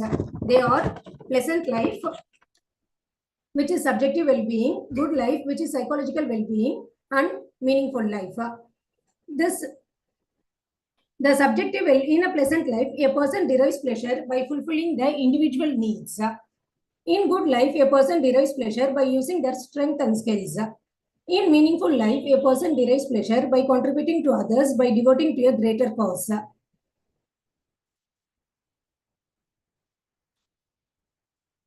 But the third part of life is meaningful life. To provide more insights, I wish to quote 3 perspectives on the happiness from Vedas, Upanishads, and Bhagavad Gita. The first one is Charvaka perspective. The Charvaka perspective is living for the moment. It is pleasure-focused happiness. The second one is collectivist perspective. It focuses on collective goodness, living for others, other such human values. This can be known from a prayer called Vasudeva Kutumbakam. It means the whole world is family. The third one is transcendent perspective. The individual transcends the worldly limitations and enters into the divine world. It is the state of Ananda, pure bliss and ultimate happiness. So these 3 perspectives revolves around the 4 goals of human life. They are Dharma, Artha, Moksha, and Kama. So Dharma is the pursuit of values and righteousness. Artha is acquisition of wealth and resources. Kama is satisfaction of desire and pleasures. Whereas Moksha is liberation and transcendence. Artha and Kama represents Preya, what we desire, whereas Dharma and Moksha represents Shreya, what is good. To be more precise, I wish to state some women of the previous era. We have several female saints and sages who were compatible with men. To mention a few, Maitreyi, a philosopher who chose spiritual knowledge over worldly possessions. Lopamudra, wife of Agastya, known for intellectual and spirituality, along with marital duties. Karaikal Ammayar, known as one of the 63 Nayanar saint, transferred herself to gold to become saint and attained moksha. So therefore, a life filled with strength, values, and virtues enhances well-being. But what is happiness according to a present-day woman? Whether it be a career woman or a homemaker, the real question is authenticity. The traditional homemakers, they derive happiness through focus on family, nurturing homes and relationship. The career woman, they derive happiness through financial independence, professional accomplishments, but they also face higher stress and burnouts, and they have to balance multiple pressures. Therefore, a woman should be free to express what makes her happy. So the key to lasting joys is authenticity, not conformity. There are 17 interconnected sustainable development goals that is adopted by the UN in 2015. The fifth goal is gender equality. Achieve gender equality and empower all women and girls. So what is sustainability? Sustainable development enters the picture when there is enough of everything for everyone to use, but nothing left for the next generation. Women in sustainability. The 5 pillars of SDG, Sustainable Development Goals, are people, prosperity, planet, peace, and partnership. The gender equality is the 5th Sustainable Development Goal, which comes under the pillar people. So the cultural sustainability means the ability of a culture to preserve its identity, custom, beliefs, and practices across time while embracing changes and incorporating new influences is known as cultural sustainability. Women in cultural sustainability, women have traditionally performed... Madam, you're running out of time. Time is up.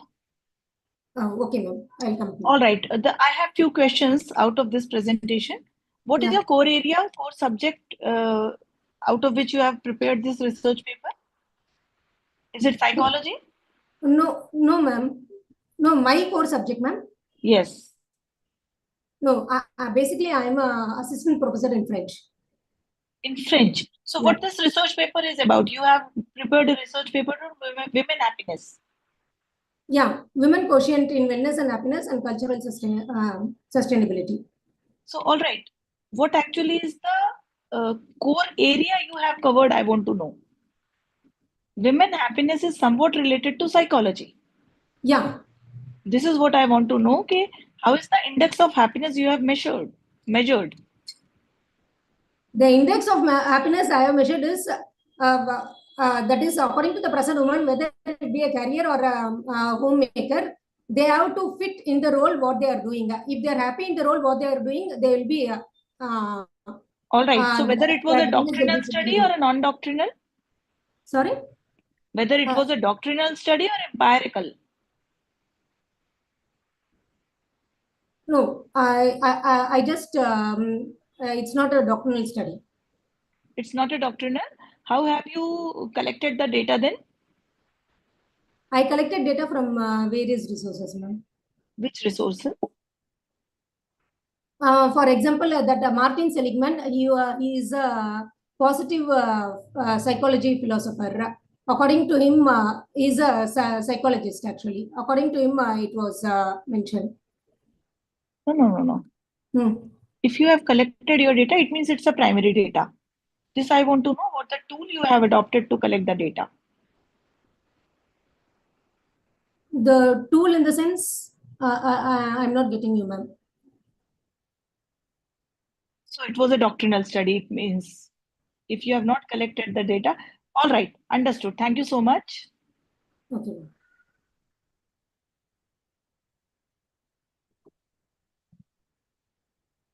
Next, please. Yeah, thank you. Yes, Bhagyashri Kulkarni, serial number 11. Please unmute. Bhagyashri Kulkarni, Assistant Professor, Ashoka College of Education, Nasik. Yes, Yes. sir. Myself, Gisha Kulkarni. I am the student of Ashoka College of Education, and I am presenting this paper. What is your name? Jigisha Kulkarni. I am the student. Then you should have rename yourself. No? Your name is appearing as Bhagishi Kulkarni. Yes, sir. Just a minute. I will rename. Oh. So you are Jigisha. Yes, sir. Just a minute. Just a minute. You were logging through Gisha. GISHA.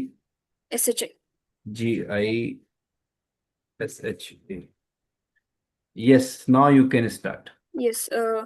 So the title of my research paper is Digital Classrooms and Beyond: Understanding the Prospects and Challenges of Online Learning. Introduction. Over the last past decades, online education has shifted Have from. you shared the PPT or you are just only orally presenting? No, sir, I am sharing PPT. Yes, But sir. it is not shared, na? Sir, sorry, We 1 second. cannot see the PPT. 1 Please second. flag. Yes, now it is Is it coming. visible? Yes, thank Yes, you. it is coming now. Yes, it is visible now. Yes. So over past decades, online education has shifted from a secondary option to a central part of global learning systems. What began as a tool for flexibility and access rapidly expanded during crises like pandemics, forcing a shift move towards digital platforms. Objectives of the study: to examine the opportunities and challenges pursued by students, teachers in digital classrooms, to assess the level of access, satisfaction, digital skills, and engagement in online learning environments, to compare preferences for fully online versus blended learning formats among students and teachers. Hypothesis: the null hypothesis is here. There is no significant relationship between learners' access to teachers, uh, technology, digital skills, and their level of management engagement in online classes. An alternative hypothesis is that learners with better access to technology and higher digital skills show significant higher engagement in online classes. For the method, we have to choose a mixture of both methods. Then the literature review. Some of the literature we have listed here to which are most relatable and according to our research. On the basis of our research, we have formed some questions that are: what opportunities and challenges do students and teachers pursue in digital classrooms? How do access to technologies, digital skills, and satisfaction with platforms influence engagement in online learning? Is there a preference among learners and teachers for fully online versus blended learning modes? On the basis of research, there is some data analysis we have done here. Survey results reveal that while 65% of the students and 75% of the teachers reported having reliable internet access, both the groups expressed relatively high satisfaction with online platforms, averaging around 70%. Despite this, only 60 to 65% of respondents felt confident in their digital skills, with just 55% of the students and 50% of the teachers describing their online classes as strongly engaging. A large majority between 75% to 80% indicated a preference for blended learning over fully online formats. Hypothesis testing. Areas tested included internet access, satisfaction with platforms, digital skills, engagement, and preferences for blended learning. Although numerical differences were observed, most were not statistically significant at the 0.05 level, except for blended learning preference, where teachers showed slightly higher favorability. The future scope of this research.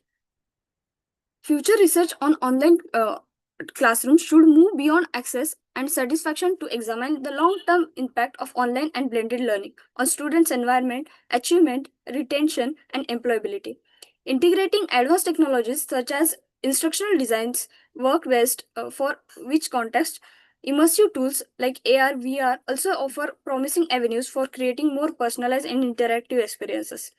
Such investigations will provide evidence-based guidance for policymakers and institutions aiming to make digital classroom more effective, inclusive, and sustainable. Now, the conclusion of the research.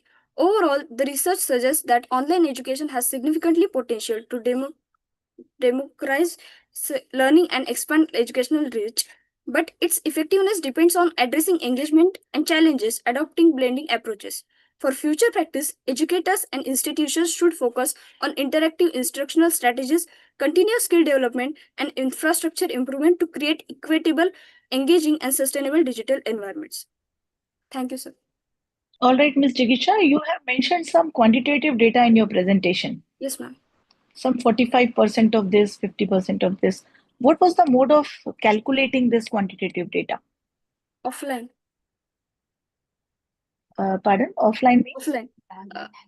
Ma'am, we have conducted this research offline, and for some kind of data collection, we have also operated online mode. That's understood. Can you please explain your methodology? Yes, ma'am. Quantitative and qualitative. Yes. All right. Quantitative, qualitative, and how the sampling is done, how you have defined the universe. Ma'am, we have conducted the interview and the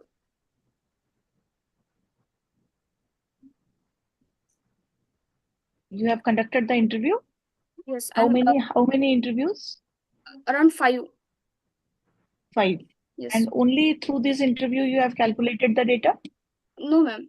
We have also taken the sampling and the means live conduction of this research. All right. Thank you so much. Yes, ma'am. Thank you. Thank you. Yeah, Mohammed Shahrukh, please, you can start. Serial number 13, research scholar from Hari Singh Gaudi Vishwavidyalaya. Yes. Am I audible, sir? Yes, you are clearly audible. Carry on.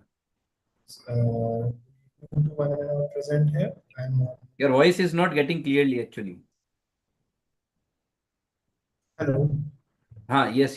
Speak loudly. Now, sir? No, it is not clearly. You are not clearly audible. Professor Aki, are you able to? I mean. Hello. No. The voice is hammered. Sir, am I audible? Hello. Yes, you are audible, but hello. Okay. Speak. Yes, now you are audible. Hello. Yes, please carry on. Okay. Good evening, one and all present here. I am Mohammed Shahrukh, presenting my paper on the topic Legacy and Sustainability, Dr. Hari Singh Gaur roles in shaping development that lasts. Sustainable development has become the guiding paradigm of 21st century, balancing economic growth, social justice, and environmental stewardship. The United Nations sustainability, equity, inclusivity, and empowerment as central to building societies that last. Yet, the intellectual and reformist roots of sustainability extend far beyond the recent global agenda. Reformers across the globe laid the groundwork for principles that today form the pillars of sustainable development. Among them, Dr. Hari Singh Gaur occupies a significant position in India's history. A jurist, educationist, a social reformer, and philanthropist. He made extraordinary contributions to higher education, gender equality, and legal reform, which are among the Sustainable Development Goals, which is envisioned in 2015. His vision is empowering society through knowledge, justice, and inclusion, modern ideas of sustainability. This study expands on existing scholarship by exploring Dr. Hari Singh Gaur's legacy in relation to sustainable development. It analyzes his role in establishing inclusive educational institutions, reforming law to ensure justice, and advocating for gender equality. The research employs both historical and descriptive approaches, drawing on archival sources as well as perceptions of 40 respondents comprising academicians, students, and activists. The objectives of this study are to analyze Dr. Hari Singh Gaur's contribution as a social reformer in the context of sustainability, to examine the impact of his educational and legal reforms on equity and inclusion, to evaluate perception of his legacy among contemporary scholars, students, and activists, to link his reformist efforts with current sustainable development goals. So the methodology of my research paper is, first of all, I would like to discuss about research design. It is a mixed method approach, combining historical analysis with descriptive survey sources. Sources of data collection are some secondary sources, which are books, academic articles, parliamentary debates, and Dr. Hadi Singh was own writing.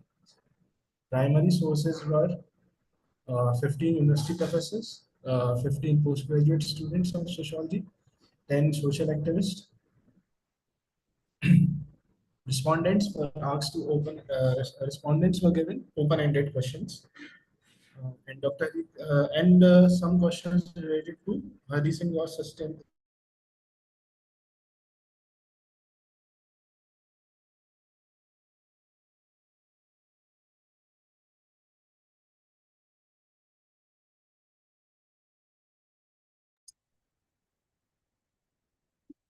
Hello, Mohammed Shahrukh, you are not audible.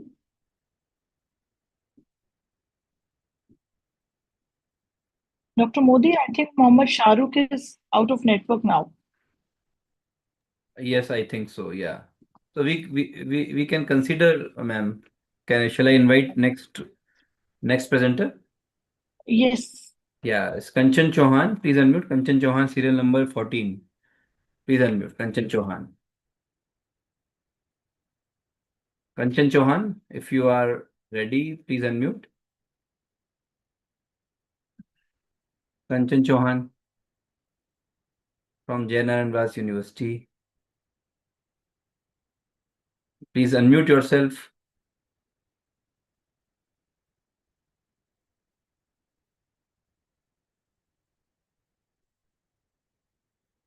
Jasmine Khan. Yes, sir.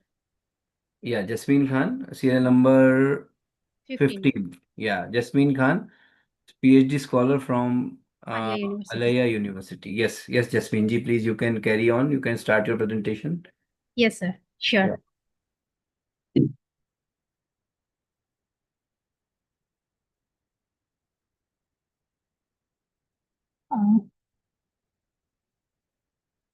Are you going to share your PPT? Yes, sir. Sure. Yeah, I'm please not share. able to. No, you have to click. There is a green button. Yes, sir. Green, you have to click on that and then you have to select your PPT. Your screen is not visible actually. PPT is not visible.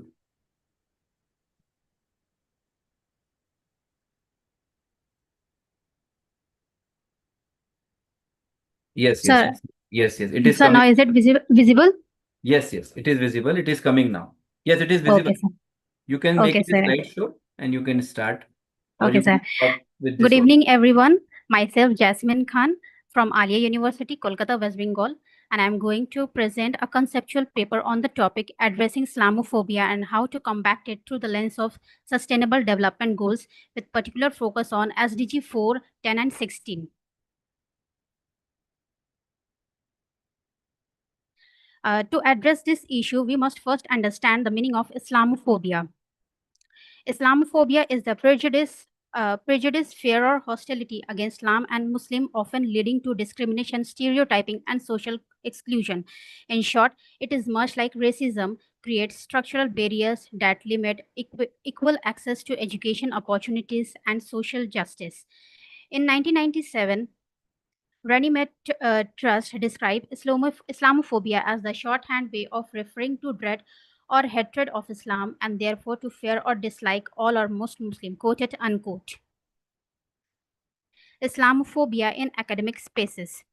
It highlights how Islamophobia shows up in academic spaces. On the student side, it often leads to social isolation, microaggression in classroom, discriminatory comments about religious practice, and biases in academic discussion. And institutional side challenges include scheduling conflict with religion, religious observance, lack of representation of curricula, and insufficient diversity training for facing. Together, this we create barriers to equity and inclusion in education. Critical race theory is the lens where we can use to move beyond individual incidents of prejudice. In 1970, Derek Bell pioneered CRT, which was later expanded by eminent scholars Kimberly Crenshaw, Richard Delgado, Patricia Williams, and Mari Matsuda. Initially, it was rooted in law and later applied to education, sociology, and cultural studies. Islamophobia undermines educational equity by affecting the three areas: academic performance, where stress and anxiety discrimination negatively affect learning outcomes and achievements. It limits social integrations as students feel excluded from peer and group activities, and it impacts future opportunities, reducing access to mentorship, research, and career path. Connecting anti-Muslim biases to broader sustainable challenges by outlining its negative impact across the three key main dimensions. Number one, social equity, inequality, economic impact, and social cohesion.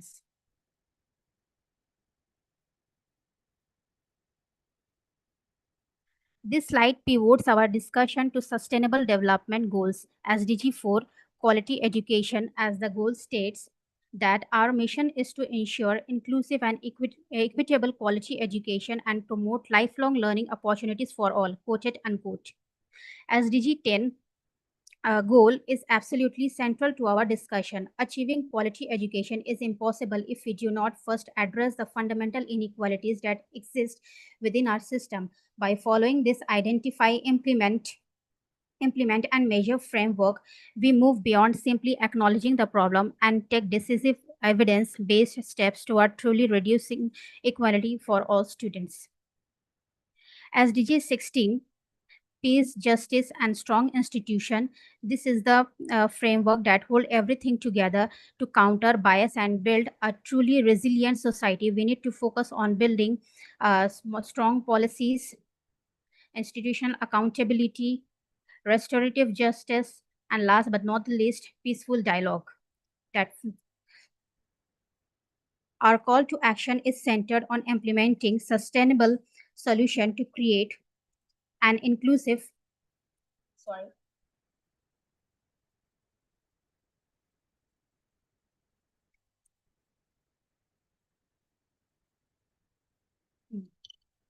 Our calls to action is centered on implementing sustainable solutions to create an inclusive academic excellence, and it requires a dual commitment, that is individual to challenge themselves against personal bias and assumptions, advocate for policies and practice, and participate in anti-discrimination training.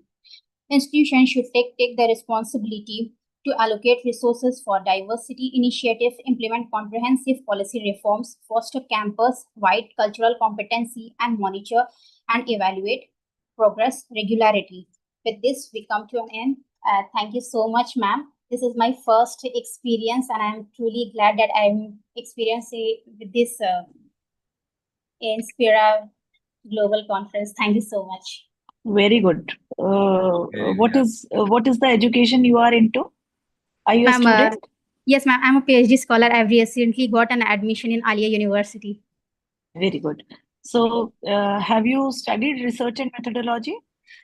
No, ma'am. Is based on my experience, ma'am. I have that urge to do something, and in future, I'll be planning to do an empirical work too. All right. No issue at all. Because the work I could see, that was doctrinal work. I was just enthusiastic to ask, what was the review of literature you did? How many books, research papers you referred?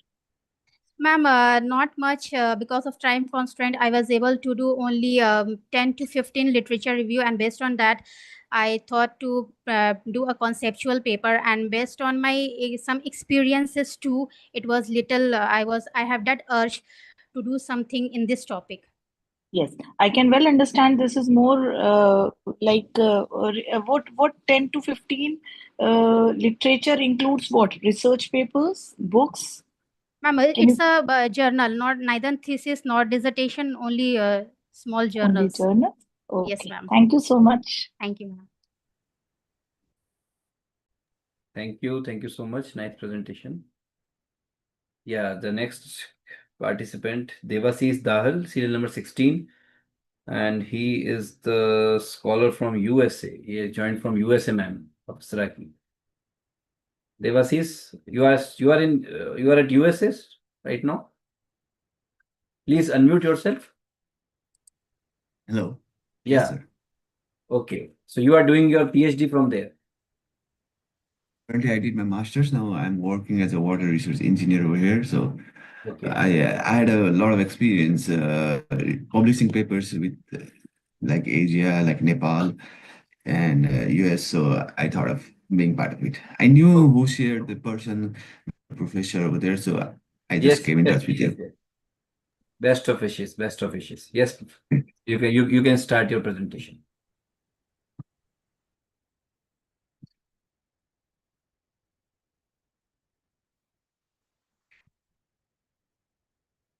Okay. Can you see the screen?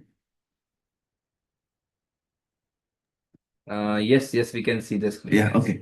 Okay, I'll start it up. Thank you everyone for the wonderful opportunity to be the part of this conference over here. And what my research is all about is I'm trying to use machine learning and artificial intelligence for using flood predictions in like Sacramento. It's a city over here in the United States, and it helps to do for climate resilience and sustainable development goals. The outline of presentations is background research, ML flood predictions, and conclusions and recommendations. Now I'll start with urban flooding and SDG relevance. It's a crisis, real rising crisis. Why it is happening? It is because of the more concrete, less soils, which cause to having flood around everywhere, and there is no place for flood to go. And for drainage, we have like old systems that can't handle like model storms. And for climate amplifier, we have like heavy rainfall because of the climate change, and the system that's developed in everywhere is can't handle the frequency of the precipitations, and which causes the urban flooding over there. What are our challenges? Our challenges is to in urban flooding and flood prediction and modeling is like we have like outdated models. The traditional tools to help to predict the flood is search today as fast changing an urban landscape. So this research helps to support SDG goal of 11 and SDG goal of 13.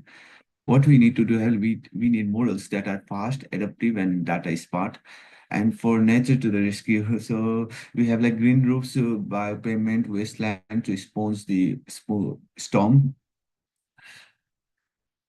And okay, here over here, what I can say is like integrating machine learnings in flood predictions models. So I have used like 4 of my machine learning models like LSTM, ANN, SPM, RF to look for machine learnings and artificial intelligence to predict the flood predictions over here. And what my hypothesis was how can machine learning be used for like longer climate data and for urban flooding. Our study area was for Sacramento, California. We choose this area because of it is like the highest prone flood risk area here in United States. So our focus was more basically on this. We use several kind of machine learning models like LSTM, SBM, RF to determine which model gives the highest accuracy of flooding over here. For model matrices, we have used several things like RMSE, R square, NSE, by BPAS, and all, and also precisions recalls, F1 scores, and area under crop to see our precisions of our model. But now let's talk about the results. And what we can see is like long-term climate rainfall and climate trends. Can see like rainfall is shaped more by atmosphere oceans patterns than the temperatures. Low correlation supports using multi-factor for flood risks. These are the several accuracies that you can see on the screen, and among the 4 of the machine learning models and artificial intelligence that we use, LSTM was the best with the highest accuracy over here. These are all the matrices that I use in my research papers, and that's over here. ROC curve, confusion matrix. Some additional insights is like rainfall and soil moistures is they have a strong correlation indicating soil saturations linkage to rainfall. And for rainfalls and flood events, it's like moderate correlations claims that rainfall as a clear triggerer. Okay, I'll go for the because of the time constraint. I have a longer side, but because of time constraint, I've just moved it fast, and we have reached to a conclusion. And from this model, we have what we have found that LSTM is the highest flood prediction model capacity, which supports the data-driven climate resilience effort of the SDG 13. Neural networks excels in like capturing complex climate patterns such as extreme flood events and disaster preparations, which helps us in like SDG 13 and SDG 11. And the study insights on climate cycles, like how is the oceanic oceanic waves changing from El Nino and La Nina, which highlights also from SDG 13 goals. So All right, Mr. Devashish. yeah, these are our future works for expanding everything for improving data and quality. And thank you. That's all. Yes, I have some questions. Is this Yeah, sure. research paper is part of your PhD work? No, it's a part of my master's work, but it's already research. It's already published. Yeah. The paper has been published already? Yeah, it has been published. Acha. So have you tested this model? It has come from the second phase. Now we are currently working with the government officials over there. So we are, for now, what we did was took 33 years of data and we just use artificial intelligence and machine learning to prepare a model. For the next part of the process goes with applying the model in the real world. And while we are cooperating with the officials from Sacramento, I hope in the coming future I will do that. All right. But we So have validated what is the this. indexing? What is the indexing of this published paper? This one is, I guess, you're asking for impact factor? No, not impact factor or the journal, whether it is indexed. Yeah, it's a hydroecological engineering. It's an impact factor is 3, I guess. All right. And yeah. correlation you have measured? Correlation significant value? Yeah, we did. Yeah, it was, I prepared a longer side, but yeah, because of time constraint, sorry. All right. So I could see that whatever the model you have given, there was quite a good amount of scientific measures you have applied already, right? So I just wanted to see whether you have checked the authenticity, applicability. Yeah. For validations, you are talking about validations, right? Yes, validation. Yeah, okay. For the past 33 years, which we did, for past 33 years, we have the data for 2017, it had the worst flooding for 2008 and 1998 and 1991. So for all of these, our events show the same thing. It says, yeah, these are the extreme flooding. For the coming future, we haven't tested it. We need to go So you are an cooperate with Indian. You are an Indian and giving a no, model no, in no. there in No, California. no, to be honest, I'm a Nepali. So Acha. I'm a All right. Nepal. Yeah, So we also my mom was from India, but my doesn't father matter. is from Nepal. Doesn't matter. This is a flood is a problem in India, Nepal, everywhere. So is Yeah. your model will be applicable here in India too? Yeah, of course, of course. What we are thinking of it like how we can make it more simpler for local people, because of how we do it. Like for us, it's much more uh, integrated and much more a lot of coding and a lot of highly sophisticated. But for local other people, we are trying to make it as simple as we can. So All in the right, future, Mr. sure, Devashish. ma'am. Thank you. Thank you so much. Thank you Thank you so for much. having me. Thank you.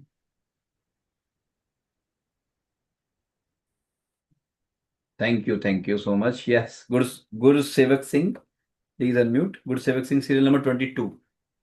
Guru Sevak Singh, Punjab University. Please unmute, Mr. Guru Sevak. Yes. Yes, sir. Yeah, you can start.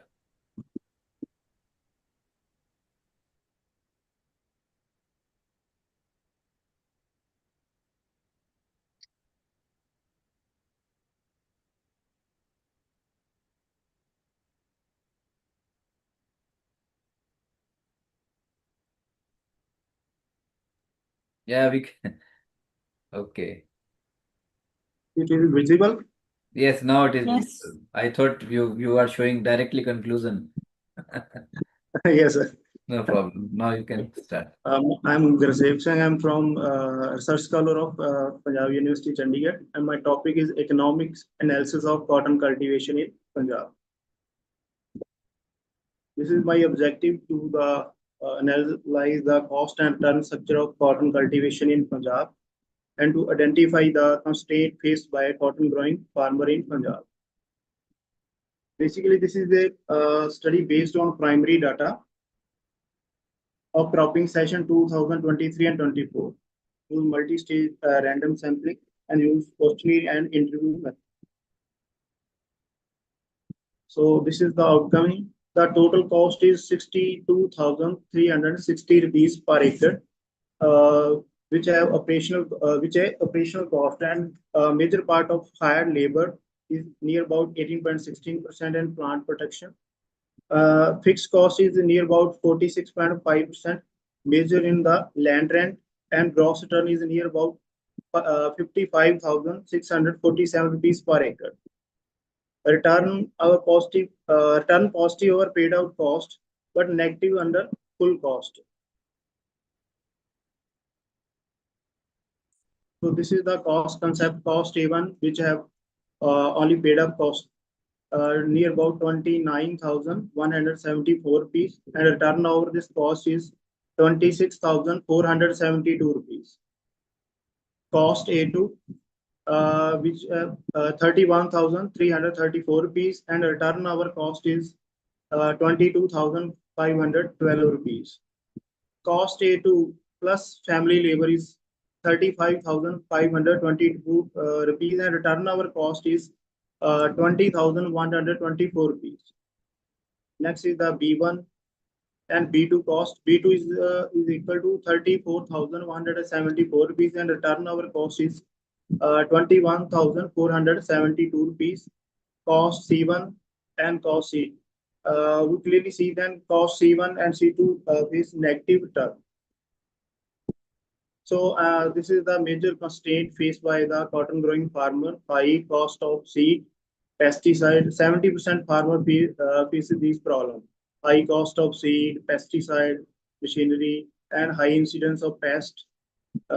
Second one, the poor irrigation and water quality and high credit cost, delayed government support, exploitation by intermediary, and lack of storage and market access, and weather-related uncertainty.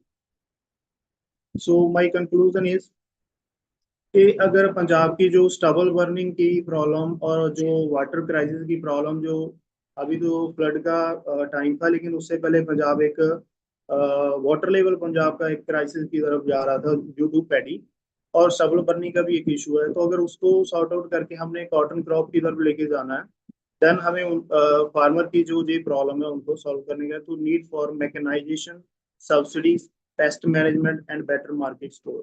Thank you. Mr. Gursevak, I want to know what was your sample area?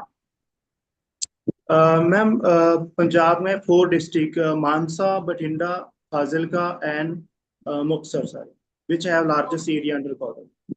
अच्छा, तो ये cotton growing areas है? जी ma'am. Alright, तो आपने यहाँ से लगभग कितने सैंपल लिए ये कंक्लूजन ड्रॉ करने के लिए? Ma'am near about 192। अच्छा, और ये किस हिसाब से 192 आपने निकाला, नंबर कैलकुलेट किया था? यस मैम, फॉर्मूला यूज किया था, अभी मेरे माइंड में नहीं आ रहा हो। नहीं, फॉर्मूला तो गूगल से निकल आएगा, तो साइज तो निकल आता है। तो हाँ जी। अप्रोक्सीमेटली कितने, टारगेट एरिया कितना था, मतलब आपकी जो रिस्पोंडेंट्स होने चाहिए थे, जो सैंपल निकाले, वो आउट ऑफ कितने होने चाहिए, कितने थे? 10,000 फार्मर्स हैं वहां पे, 20,000 हैं? नियर अबाउट मैम 12,000 है। 12,000 है, तो उसका 1% आएगा, 0.1%, 1% से चल जाएगा। ऑलराइट, सो आपने क्वेश्चनियर दिया उनको? जी मैम, क्वेश्चनियर और खुद से फिल किया, मतलब इंटरव्यू मेथड भी साथ में यूज किया, जो मतलब नहीं जिनके पास था कि वो जो फिल नहीं कर पा रहे थे, पढ़े हुए नहीं थे, पढ़े लिखे हुए नहीं थे। जी मैम। तो फिर उनके लिए आपने इंटरव्यू किया? जी मैम। ऑलराइट, तो फिर आपने उसको क्वांटिटेटिव में रिड्यूस करके फिर ये जो आपने डेटा दिया वैसे निकाला? जी जी मैम। ठीक है, ठीक है जी, thank you so much. Okay ma'am, thank you sir.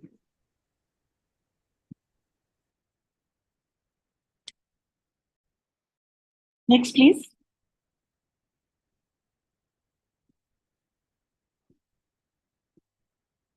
Yes, ma'am. Yeah, Miss Sujita Shahu from New Delhi, Holy Family Hospital, New Delhi. Yeah, please. Good evening, everyone. Am I audible to Yes, all of you? you're audible. Yes. Yes, start sharing.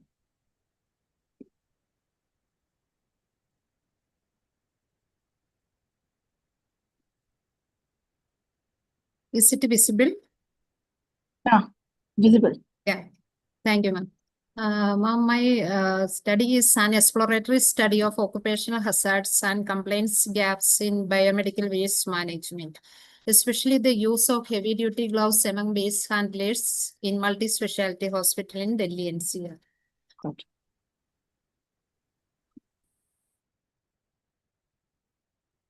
The abstract, this study aims to explore biomedical waste management practices in hospitals with a particular emphasis on the occupational challenges encountered by the waste handler. So the biomedical waste refers to any waste generated during the diagnosis, treatment, or immunization of humans and animals, as you all know. The objectives of my study is to assess complaints with the heavy-duty glove use among biomedical waste handlers, to determine the incidence of needle stick injuries among waste handlers, and third is to explore reasons for non-compliance with the heavy-duty gloves.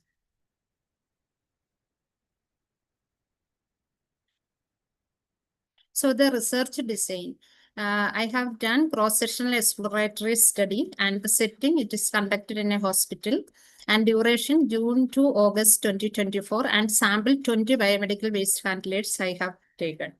And the methods which I have used, quantitative data on glove use, complaints with the PP, and incidents of needle stick injuries were collected and analyzed using frequencies and percentages. The qualitative component which I have used, informal interviews were conducted to explore reasons for non-compliance with the heavy-duty glove use. The variables, independent variable use of heavy-duty gloves, and dependent variable occurrence of needle stick injuries, and other variables reasons for non-compliance. The data analysis plan where I have used quantitative data were analyzed using descriptive statistics, that is frequencies and percentages, and qualitative data thematically analyzed and categories. The table which uses here PPUs and needle stick injuries among waste handlers. The total number of waste handlers which I have taken 20, the percentage is 100%, and waste handlers, those who are using heavy duty gloves, that is only 10, that is 50%, and not using heavy duty gloves, that is also 10-50%. The reported cases of needle stick injuries, that is total 5, that is 25%. The injuries among glove users, that is 10%, and non-glove users, it is near about 40%. And the needle stick injuries among waste handlers, this is for 10% for glove users, but 40% for non-glove users. So the reasons for non-complaints, which I found in the interview, on interview method, the main reasons cited include, one is that discomfort. Workers reported difficulty in maneuvering waste bags and sharps while wearing thick gloves. The other reason which they have mentioned, that sweating and heat, like prolonged use in hot and humid conditions cause discomfort. The other reason is that reduced dexterity, like tasks requiring fine handling may reported to be more difficult. And the lack of habit formation and enforcement by supervisors. The challenges faced by waste handlers, that especially occupational hazards, the frequent exposure to blood and body fluids, and risk of HIV, hepatitis B, and hepatitis C infections, needle stick injuries, that is lapses in sharp disposal and improper segregation by clinical staff led to notable portion of handlers reporting such injuries. The other one is lack of continuous training and supervision. The results. Among the 20 waste handlers I studied, 10-50% reported using heavy-duty gloves during waste handling, while the remaining 50% did not comply with the PP requirements. This indicates that only half of the staff adhered to recommended protective measures, reflecting a significant gap in complaints. A total of 5 waste handlers, like 25% reported needle stick injuries. The majority, 4 of these incidents occurred among staff who were not using heavy-duty gloves, suggesting a direct relationship between non-compliance with the PPE and increased risk of occupational injuries. The discussion, the study assessed compliance with the heavy-duty glove use among biomedical waste handlers.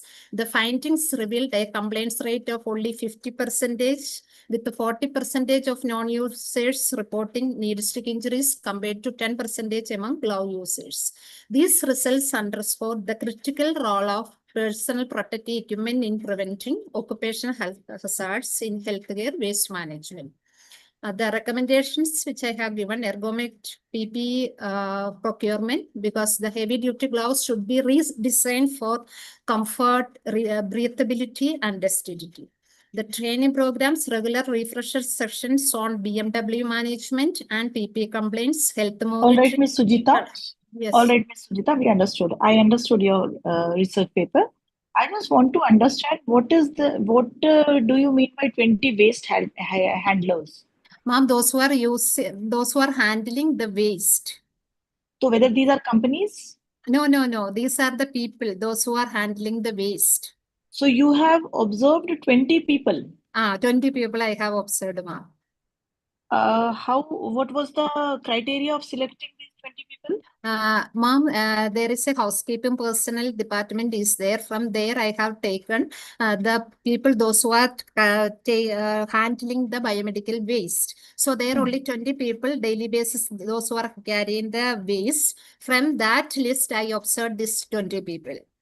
All right. So whether the study made on these 20 people is true to your data is true to what I mean to say is to entire universe or to India?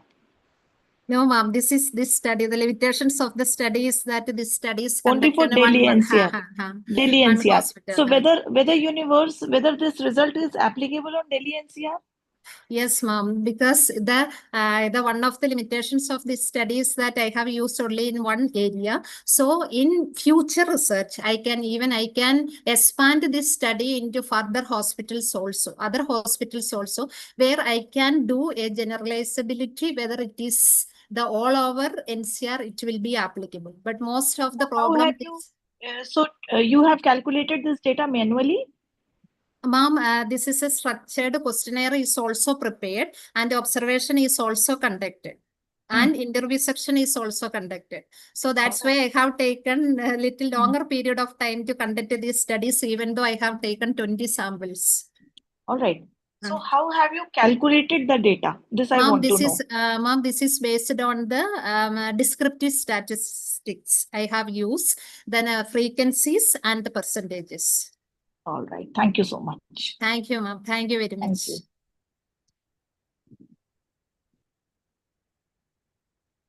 Next, please. Poonam Singh Rathod. Ms. Poonam Singh Rathod. Please unmute. Ms. Poonam Singh, please unmute. Serial number 24. Please unmute, Ms. Poonam.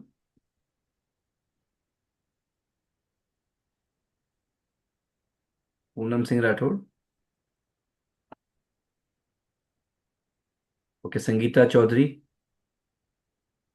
Sangeeta. Yeah, Poonam Singh. Poonam Singh. Yeah, this is Poonam Singh. Am I audible to you, sir? Yes, now you are audible. Are you going to share your PPT? Yeah, sir. I'm just selecting it. Please switch on your video also.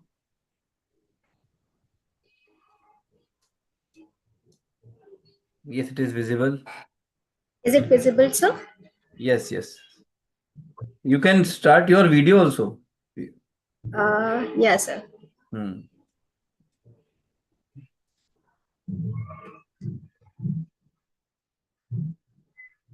Yes, now you can start. Yeah. Yeah. Very good evening, sir. Very good evening, ma'am. Rakhi, ma'am. So this is Poonam Singh Rathod. I'm a research scholar in Dr. Hari Singhar University, Sagar, MP. And sir, I'm doing my PhD from here. And so the topic I'm going to share, it is related to my core area only. So the topic is, my paper presentation topic is Bridging Tradition and Modernity, Cultural Lag and Indian Family Practices in the 21st Century. Am I audible to you, sir? Yes, you are clearly audible. Don't worry. Please carry on. Right. So, as ma'am was asking this particular question that why I have selected this particular topic, so that's I was keen to answer it first. So that's why I'm giving my answer first, so that you'll have the idea why I'm going through with the paper this way. So this is related to my study only, and since the very beginning of the research, I wanted to connect some of the theories with the day-to-day life or varied scenarios. So that's why I am going to present this paper on the concept of hello. One of the There concept is which is some given by disturbance. There is some disturbance. Some disturbing sound is there. Music. yeah, ma'am. Actually, I cannot do anything about it. There is a very nearby pandal, Mata's pandal. All right. All right. All right. Doesn't matter. Go on, please. Carry on. So, so my paper is about a concept given by William Ogburn, a very renowned scientist and geologist. So, his theory, his concept, which is cultural lag, is connected to our day-to-day scenarios, and especially with our city system and transformation with the structure as well. So the Indian family, as we know, is going through a rapid transformation due to urbanization, globalization, and modernization as well. Using secondary data from national family health surveys like NFHS 4 and 5, which has been collected in very near time, Census of India, and in scholarly literature, this paper examines the phenomena of cultural lag, a conceptualized Miss Poonam, by please William move your Ogburn. slides also. Your slides are not moving. Move your slides. I think there is some network problem, network issue from your side. You can switch off your camera and you can, yeah, I knew that. Ma'am, actually there is some network problem from her side. I think she left due to network issue. So the next candidate, I have to invite Saif Ali Khan. Saif Ali Khan. Saif Ali Khan, are you there? Roshni? Roshni Butra, Roshni? Roshni Butra, please unmute and please switch on your video. Roshni Butra, research scholar from MLV Government PG College, Bhilwara. Roshni. Please unmute, Roshni.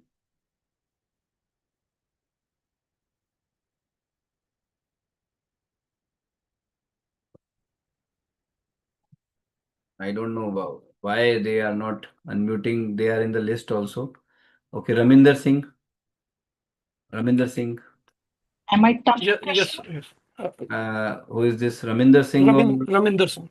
Just a minute. Roshni Butra or Raminder Singh? Raminder Singh, sir. I am here. Okay, Raminder Singh. Shall I start the presentation? Yes, 28. Serial number 28, Raminder Singh.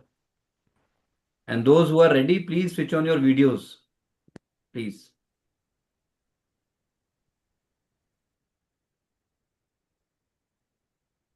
Sir, is this visible, my presentation? Yes, it is visible. Okay. Good evening, everyone. My name is Raminder. I am from Credit Chandigarh. I will discuss the fiscal health of Indian states over the past 4 decades.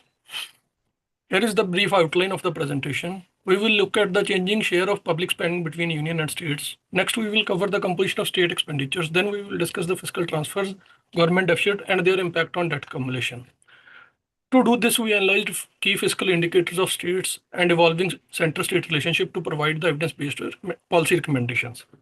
Our exploratory analysis is built on dataset covering all major Indian states from 1980 to 2022. We used official data from RBI and CSO. For accurate comparisons, all data has been normalized using GDP. These are the plots. These are major findings from my study. Our first major finding is the fundamental shift in India's fiscal architecture. As the figure shows, the union government once dominated public spending, peaking at over 19% of GDP in the late 1980s. However, after the Liberalization and FRBM Act, union spending was sharply consolidated. In contrast, state spending has followed a stable upward long-term trend. The result is that today states collectively account for a larger share of public spending than the union. This transition highlights their critical role in delivering essential services like healthcare and education. Now let's focus on the quality of state spending, which reveals a persistent structural challenge. Figure breaks spending into two types: revenue spending on committed costs like salaries, pensions, etc., and capital spending on productive assets like infrastructure. The imbalance is stark. On average, revenue spending accounts for around 12% of GSDP, while capital investment only gets 3.6%. Notice that the dramatic surge in the revenue spending in late 90s. It was a direct impact of fifth pay commission and higher interest burdens in that period.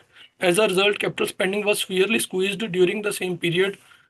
This is the classical crowding out effect in the public expenditure, where rigid costs maintain constrained funds needed for the long-term development. Next, let's look at how states get their funding, focusing on central transfers as shown in the figure.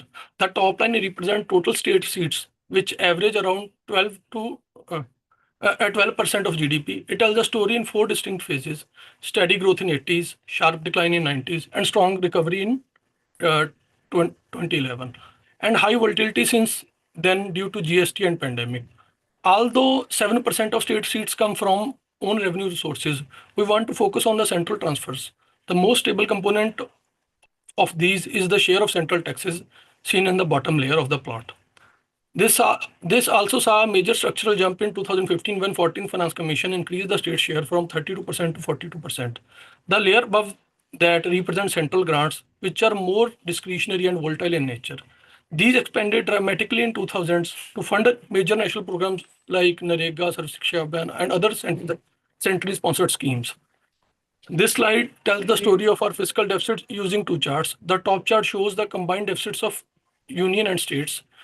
We can clearly see a cyclical pattern. High deficits in 80s led to 1991 crisis, followed by another huge surge in late 90s. While the union is typically the larger borrower, this 90s crisis was driven primarily by severe deterioration in the state finances. This was followed by a remarkable consolidation thanks to FRBM Act, which cut the deficit from 10% to 4% of GDP. This discipline was then broken by two major shocks: 2008 financial crisis and COVID pandemic, which sent the deficit soaring over 13%. Now let's look at the bottom chart to understand the state level crisis. It splits the deficits into interest payment and primary deficits. Notice how the primary deficit exploded. This shows that the states were forced into heavy borrowing just to cover the massive salary increases from fifth pay commission.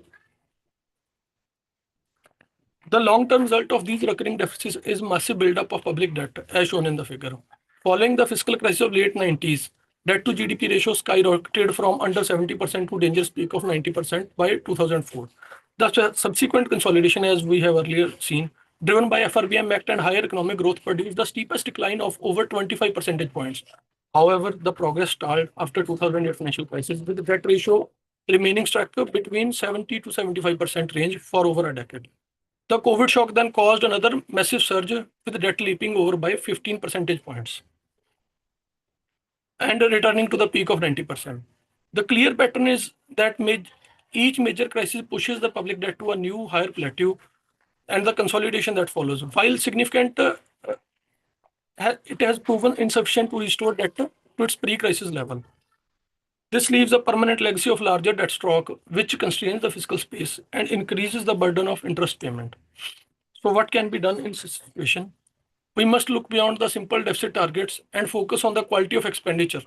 The problem is that fiscal consolidation is often achieved by cutting productive capital expenditure while rigid revenue spending is left untouched. This creates a low quality fiscal equilibrium where budgets are balanced at the expense of long-term growth. The solution is to go beyond the simple 3% deficit target and adopt rules that explicitly protect or prioritize capital investment. We can institutionalize incentives like centers 50-year interest-free loans to reward states that meet their capital spending targets. The federal system also need to be made more resilient to shocks. While state autonomy is a positive step, it has also increased their exposure to economic volatility.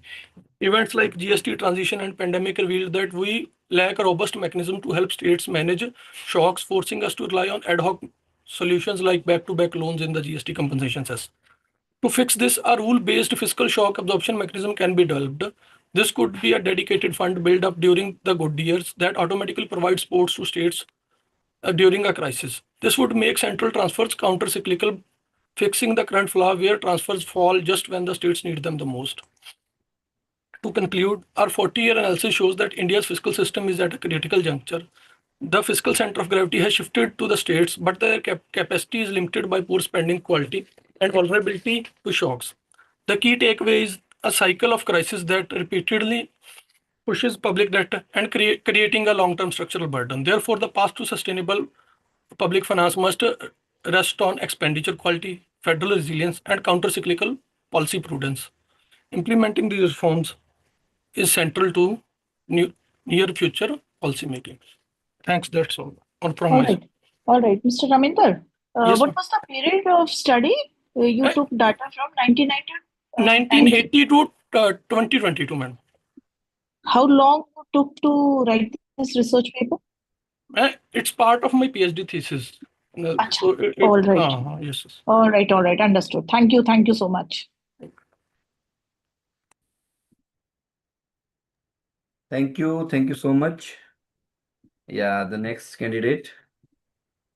Poonam Patil, Ritu Tandon, Nikhat Nasreen Khanam. Nikhat. Yes, sir. Nikhat.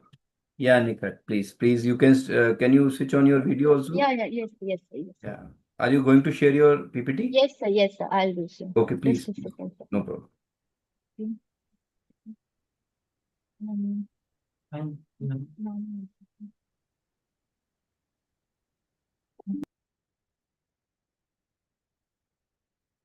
Okay, sorry.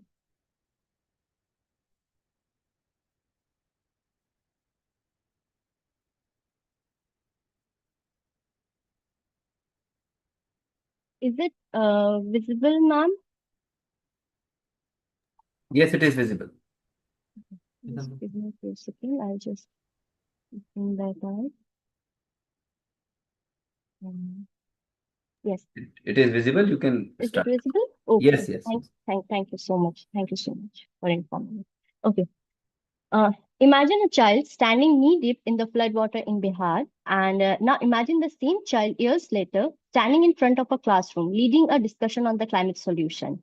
This is the journey we must fight for, I would say. The journey from vulnerability to agency. Good evening, everyone. I'm Nikhat Nasreen Khanam, research scholar at the Department of Political Science and Human Rights, Jamia Hamdard, Delhi. And today I would like to share my perspective through my presentation, which is on from vulnerability to agency, child empowerment and welfare in India's climate resilient framework. I hope my slides are moving. Yes. Okay, thank you, ma'am. Thank you. Okay. As Antonio Guterres reminds us, the climate crisis is not just about the environment, it is a crisis of human rights, of justice, and of political will. And in India, the crisis has a child's face. India is one of the 10 most climate-affected countries in the world, and who bears the heavier burden? Not the policymaker, not the corporators, but the children. 40% of our population, the very future of our nation, are growing up on the front line of the crisis. Yet, when we open our policies, when we study our climate strategies, children are invisible. They are seen but not heard. Too often, they are treated only as a passive victims, not as the agents of change. And my research begins with a simple but very urgent question that how can we shift the paradigm from viewing children as a victim of climate change to empowering them as the agent of resilience? To answer that, I set out 4 objectives. To access the real impact of climate change on children's life, to identify the critical gaps in policy and implementations, and to recommend sustainable child-centric solutions, and also to align all findings with the Sustainable Development Goals like the health, education, climate action, and peace and justice. In short, we are not just documenting problems, we are reimagining the solutions. So our mission is very clear: to chart a new path where children are no longer, afterthoughts in climate policy, but are the very foundation, but they become the very foundation of the resilience. To address the silence, I grounded my study in evidence by adopting a qualitative policy analysis approach, drawing on reports from UNICEF, WHO, NITI Aayog, IPCC, and the NDMA reports. I examined how India's climate policies intersect or fail to intersect with child welfare to ground this in the lived experience. 3 case studies were selected, each representing a distinct climate risk, like Bihar for recurrent floods and post-migration, Maharashtra from droughts and child labor, Delhi for the urban pollution and chronic health burdens. And by combining policy analysis with state-level realities, the methodology not only exposes systemic gaps, but also highlight pathway for child-centric resilience. When we talk about the risk, these are not just an abstract, they live in the bodies and the minds of our children. The malnutrition and respiratory illness from floods and pollution, the education disrupted at school, close our children and are displaced. And the protection risk, like the child labor and trafficking surging after disasters, it's actually huge. And the invisible scars that not easily fades away, the trauma, the stress, the anxiety that it leaves. Like as we said that in Bihar, the flood pushes children into migration. Okay, and in Maharashtra, droughts drive them to labor, and in Delhi, smoke steals their breath. Okay, so different geographies, but the same conclusion: our children are paying the human cost of this systemic failure. These risks are not statistic. They are everyday struggles of the real children, and the generation is growing up malnourished and uneducated and unsafe. Okay, with the future at risk, I would say. So what emerges is a 75% of policy gaps in addressing children's need. Our responses are fragmented, reactive, and poorly coordinated. But resilience is possible, and that is through 4 pillars, what I believe. First, a policy overhaul that makes child impact assessment mandatory. Second, resilient infrastructure where every school becomes a safe zone. Third, tech-enabled welfare to deliver and aid transparently and effectively. And most importantly, youth as a leader where children move from the margins to the center of the climate action. As Nelson Mandela said, education is the most powerful weapon which you can use to change the world. And here I believe that education is not just a shield, it is the spear that empowers children to lead adaptation, innovation, and justice. So let us be very clear on this. Climate resilience in India will remain incomplete. All right, Ms. Nikhat. Ma'am. Ms. Nikhat. Yes, ma'am. What was the base of your study? Ma'am, my study basically focused on the secondary reports of UNICEF and NITI Aayog and NDME data and the sustainable developments. I tried to align it with the sustainable development goals. All right. So basically, you have collected all the reports, and on the basis of that report, you have prepared a research paper. Yes, ma'am. I was basically focusing on the gap because, ma'am, whatever I read and I went through, what I saw was that there was, implementation policies are being made. Okay, but children are always treated as the most marginalized one. That is why I wanted All to right. focus on that thing. Come on to the slide of conclusion, please. Sure, ma'am.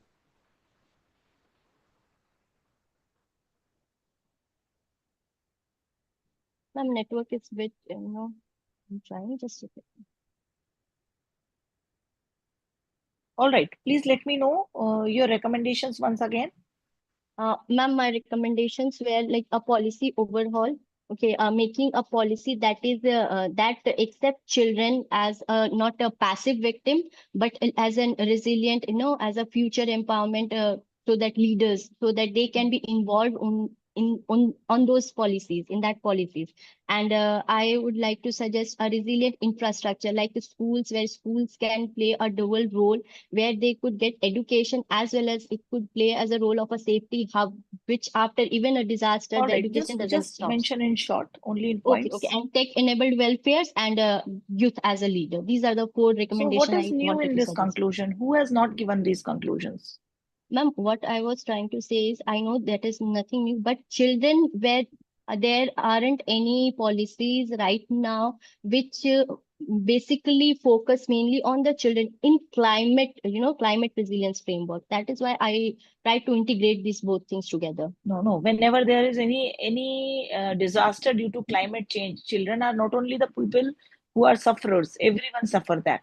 Definitely, ma'am. Definitely, Right. ma'am. But So how can we segregate children from others? No, no, not segregating mothers.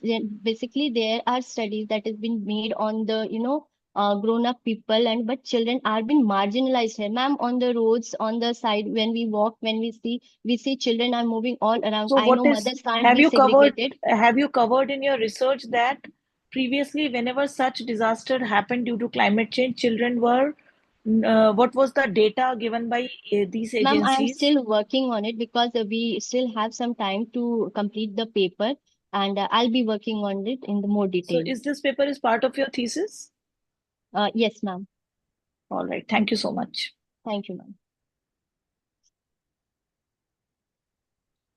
Next, please.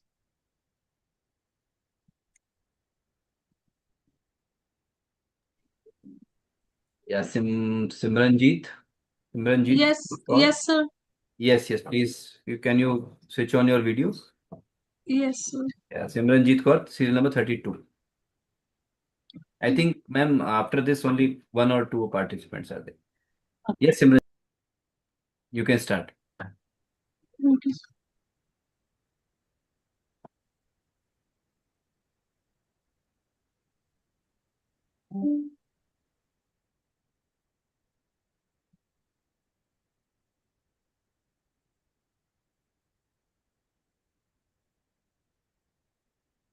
Yes, your slides is visible. You can start. Good evening, ma'am. Good evening, sir. My name is Simranjit Kaur. I'm a research scholar from Department of English, Lovely Professional University. And today I'm going to present a paper on the topic of From Fragments to Form, Multidisciplinary Insights into Susan House Poetry. This is the introduction. Susan Howe is an experimental American poet who belongs to the postmodern poets of language. She focuses on fragments, archives, erasers, and recovery of silenced voices in her poetry. She breaks down the stereotypes of old poetry type of stanzas and narratives, rhyme schemes. Her poetry blends history, typography, and visual art. After that, she also bridges literature, history, philosophy, and visual studies as a part of her poems. Uh, Going through the objectives, first one is to analyze Howe's use of fragmentation and form, how she collect uh, fragments of different things and create meaningful type of poetry from it. Second is to explore historical and cultural dimensions of her poetry, how she uses historical documents, letters, and cultural narratives in her poetry. After that, apply multidisciplinary perspectives as she uses visual arts, historical documents, marginalized voices in her poetry. And the fourth one is highlight her contribution to contemporary poetics era. These are the literature review and key text. First key text is the My Emily Dickinson, written by Susan Howe. In this book, she wrote about Dickinson's life and her works through her own style of writing poetry. And the second one is the Europe of Trusters. In this work, she blends lyrical narratives with history and politics. In the third one, Souls of the Labadie Tract, she experiments with the archive works, and the visual poetics focus on the layout and page design of the page. There are also some critiques talks about the poetry of Susan Howe. First one is Peter Nichols, as he identifies the history and identity in her poetry, that how history also has an effect on one person's identity, how history can shape a person's identity or change it. After that, Nikki Marsh talks about politics and self, because Susan Howe is against selfhood, as she has a vision that political contexts and events can change a person's identity. After that, Megan Simpson talks about language as creative force in her poetry, which can create a different type of meanings using fragments. Next one is Amanda Bloomfield talks about history and visual poetics that are the central part of a house poetry. And the last one is Claire Callan. She reads the contemporary uh, reading of poetry, My Emily Dickinson's, and talks about the style, that how users in writing that poetry. So in the methodology part, first is qualitative approach. It is a qualitative approach because no numerical type of data is used in this study. textual analysis of selected works, key text books, hermeneutic method. Hermeneutic method is used to analyze the deep textual words, language, meaning, form. And the last one is interdisciplinary framework, cultural studies, philosophy, feminist poetics. This is analysis and discussion part. Firstly, fragmentation. Fragmentation is typography and spacing that how used in her poetry. That is the central part of her poetry, which breaks linear narrative strategies of traditional poems, which were written earlier in rhyme scheme or stanzas. It also creates space for multiple voices and meanings. It depends upon the reader whether he can create any meaning from the fragmented parts of the poetry. Second one is historical intertextuality.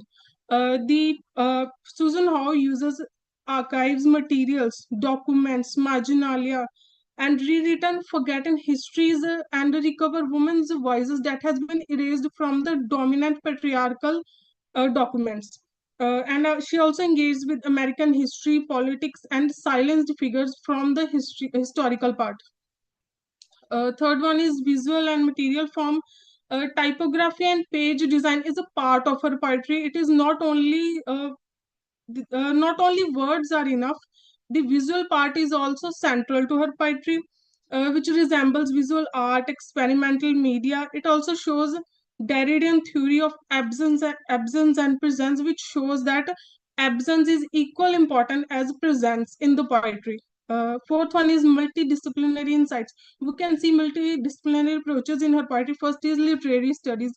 She changes the poetic form from traditional to innovative form, and after that history. She also adds archives, documents, letters, and personal letters also. In the historical part, after that philosophy, she use Derridian ideas of absence and presence in her poetry. Feminism, she foregrounds women's voices in historical texts that has been erased or ignored in the history of America. So in the conclusion, Susan Howe reshapes fragments into meaningful forms of poetry. Her works connects poetry with history, poetry, visual art, and literary theories. She offers new models for reading and writing poetry in the contemporary era. These are the SDG goals that are related to my study. Quality education promotes, her poetry promotes critical thinking, creative engagement, and interdisciplinary learning. Second one is reduced inequalities, highlights marginalized histories, women's voices, and fostering cultural inclusion. Third one is peace, justice, and strong institutions. Her poetry engages with historical injustices that has been done to the marginalized or colonial people and promotes cultural awareness. These are the references that have been used in my study. Thank you, ma'am. All right, Ms. Simranji. May I know how many books or poetries you have studied to write this paper? Yes, ma'am, 3 books. 3 books. In this, 3 books are exclusively of this poet only? Yes, ma'am. How many, can you please specify the number of poems included in each book? Approx number. Ma'am, each book contains a lot of poems, not fixed number of poems. Achha. Good enough. And approximately how many poems have been written by this poet, Susan? Ma'am, she wrote more than a dozen poems. More than a dozen? Books of poems. She wrote Dozen. poems. She wrote poems in books. So this is a part of your PhD work? Yes, ma'am. All right. So you're doing a PhD on this particular poet only? Yes, ma'am. Right. Thank you. Thank you so much. Thank you so much, ma'am. Thank you. Yeah. Pooja Sood, 35. Pooja Sood, please unmute. Yes, ma'am. Shrimati Pooja Sood. Yeah. आवाज आ रही है sir मेरी? बिल्कुल ma'am, you can start. आप start कर सकते हैं. Yes. जी. She is a research scholar from Barkatullah University, Bhopal. Myself, Pooja Sood. I am doing PhD as a research scholar from Barkatullah University under the guidance of Dr. Manoj Kumar Jain and co-guide Dr. Mahendra Singh. Today I will presenting my paper on the topic भारतीय telecom क्षेत्र में digital परिवर्तन। Airtel की पारंपरिक DTH सेवा से IP आधारित streaming सेवा की ओर बदलाव का अध्ययन। भारतीय टेलीकॉम क्षेत्र में डिजिटल परिवर्तन एक महत्वपूर्ण आयाम है। आज के प्रेजेंटेशन में एयरटेल की डीटीएच सेवा से आईपी आधारित स्ट्रीमिंग सेवाओं में बदलाव का अध्ययन करना है। यह शोध पत्र विशेष रूप से इस बदलाव के कारणों व तथ्यों का अध्ययन करता है। इस शोध विधि के लिए मैंने वर्णनात्मक विधि को अपनाया है। शोध पत्र के लिए द्वितीय संबंध सेकेंडरी डाटा पे बेस्ड है, जिसके लिए मैंने ट्राई की रिपोर्ट, एयरटेल की annual report, newspapers, international journal और जर्नल की जानकारियां ली।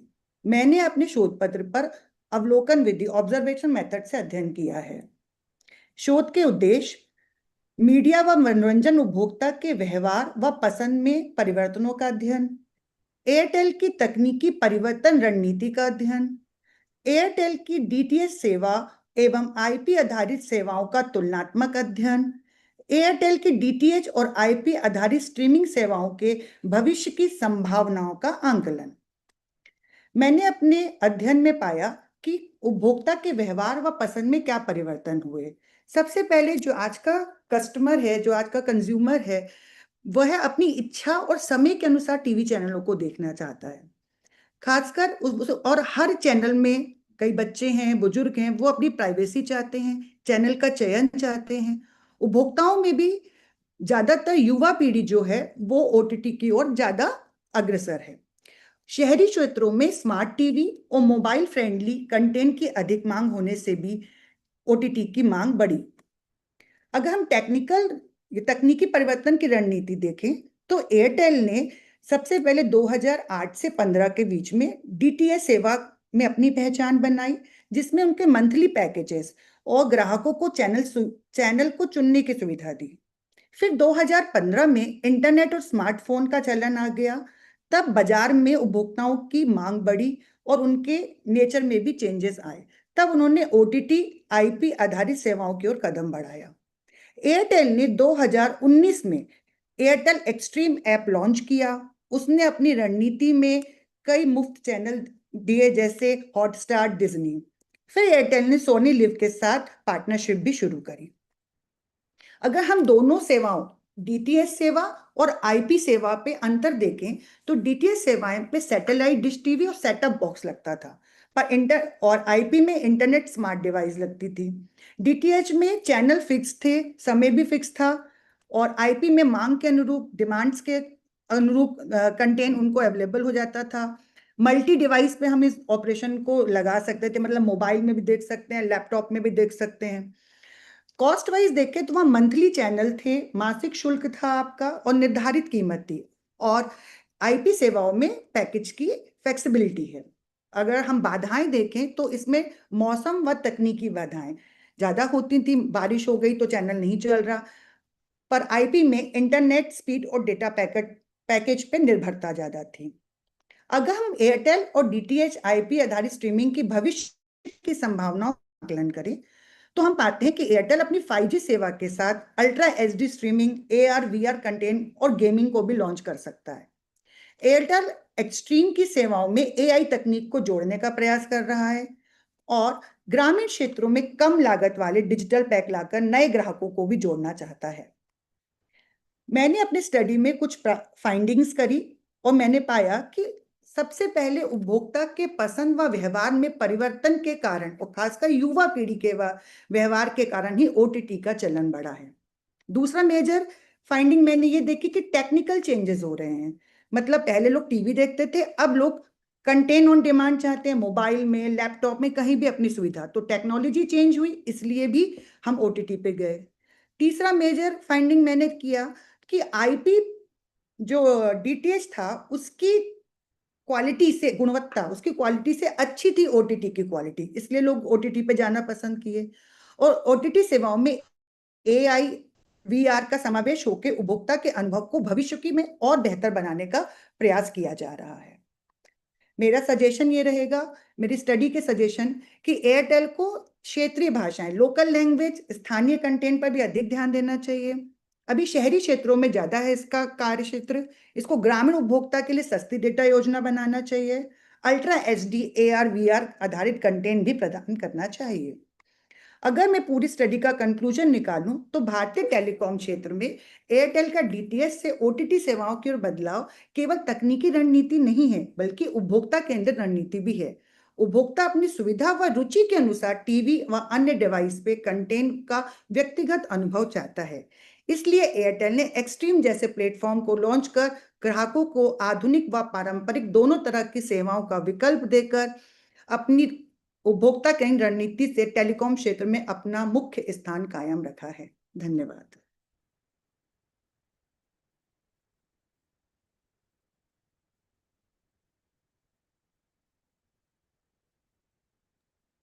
Right, madam.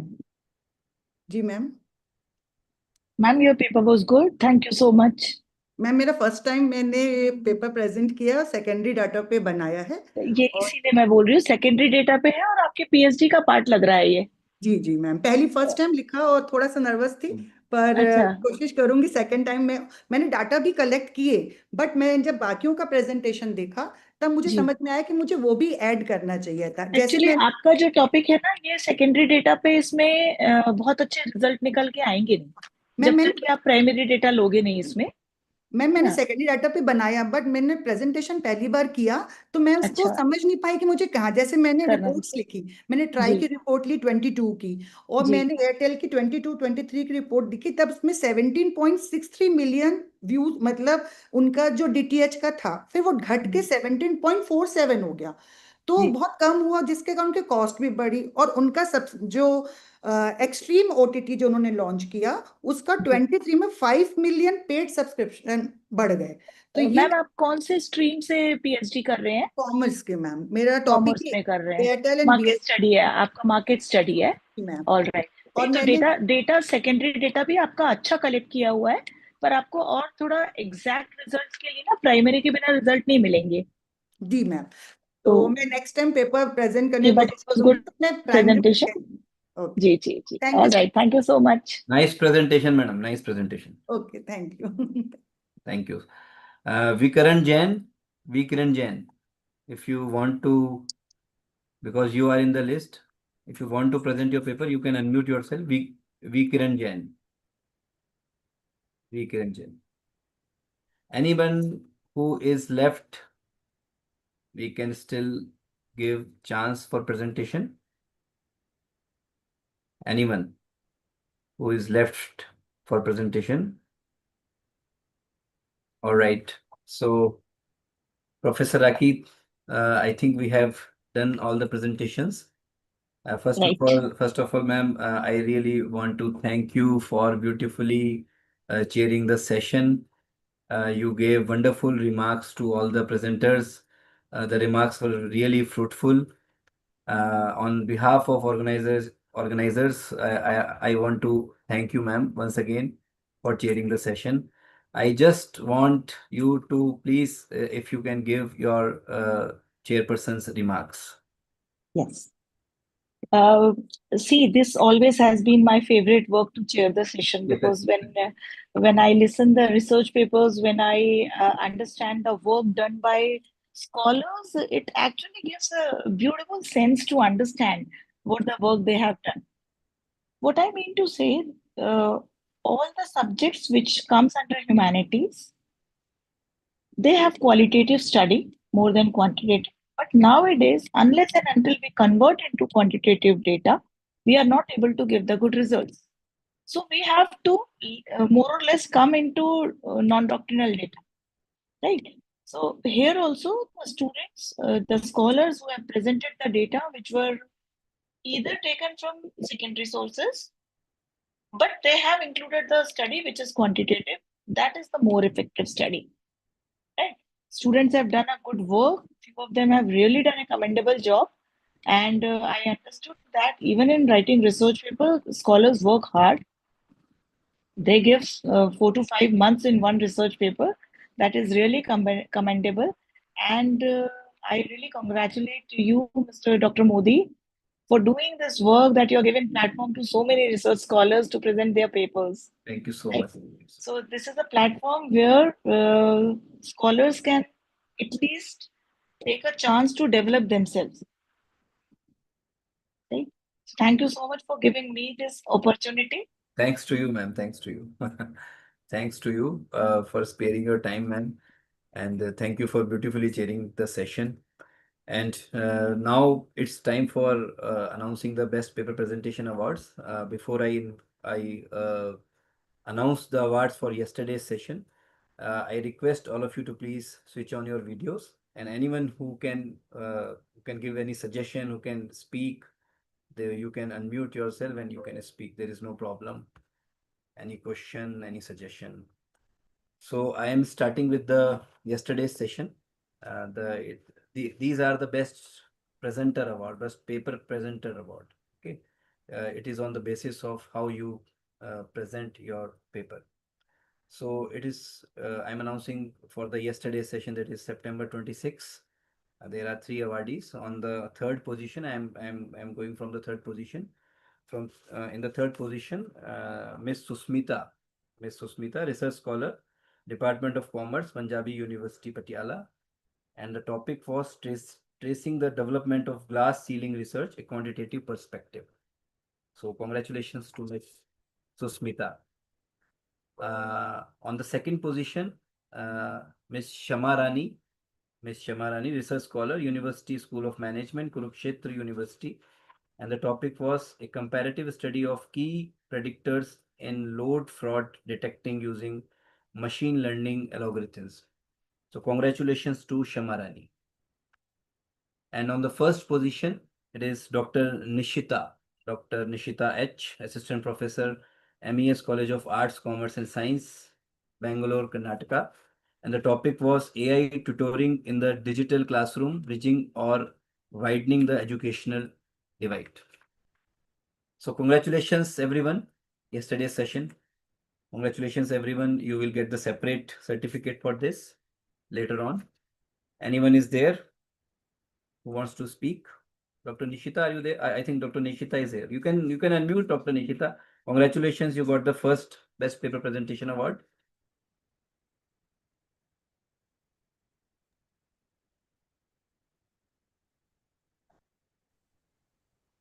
Okay, thank you. So now moving on to the today's session. The chairperson already sent the names on my WhatsApp number. So again, I am moving from the third position. On the third position for today's session, Miss Sujita Sahu, ANS Biomedical Waste Management, New Delhi. And the topic was occupational hazards and compliance gaps in biomedical waste management, the case of heavy duty glove use. Congratulations, Sujita ji. Congratulations. Thank you very much, sir. Thank you very much for giving this opportunity, actually. Thank you. Thank you, ma'am, too. Thank you. So on the second position, Miss Raminder Singh, research scholar, CRRID, Chandigarh. This is Raminder Singh. And the Thank you, topic sir. was fiscal situation of Indian states, patterns and causes since economic liberalization. Are you there, Raminder? Congratulations. Yes, sir. Thank you, sir. Yeah, congratulations, Mr. Raminder. Congratulations. And on the first position of today's session, first position is Devassis Dahal. School of Civil Environmental and Infrastructure Engineering from USA. So congratulations to everyone. Congratulations to all the presenters. You will all get the separate certificates. Apart from presentation certificates, you will get the best paper presentation certificates also. So thank you so much once again to Professor Rakhi Singh Chauhan. And now I would like to invite Dr. Heer M. Shah IQAC Coordinator, Swami Shajanand College of Commerce and Management, for the formal vote of thanks on behalf of Swami Shajanand College. So it's time for Hirsha. Very Long good time, evening, I know. everyone. You were No, no, between that was really the session was really worth, sir. It's not that. Good evening, everyone. Good evening. I am Dr. Hirsha on behalf of Swami Sarjanan College of Commerce and Management Autonomous. Feel honored to deliver the formal vote of thanks at the conclusion of this global conference on multidisciplinary research, artificial intelligence, and sustainable development. First of all, I'll extend my heartfelt gratitude to our esteemed guest of honor, Professor Dr. Suman Madan, then our respected chairperson, Professor Dr. Rakhi Singh Chauhan, for her valuable guidance and inspiring words. Ma'am, you were truly so patient. I mean, the questioning, the suggesting, the recommendations, the presenters were feeling confident while they were even for the first time presenting the papers. I saw everyone in that. Really, ma'am, worthy so much.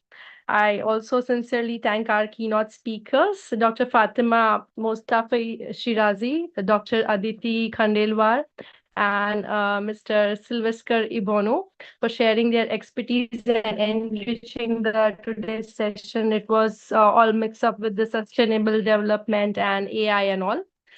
My special thanks to all the paper presenters and enriching their participants over here whose contributions made this conference really meaningful and impactful.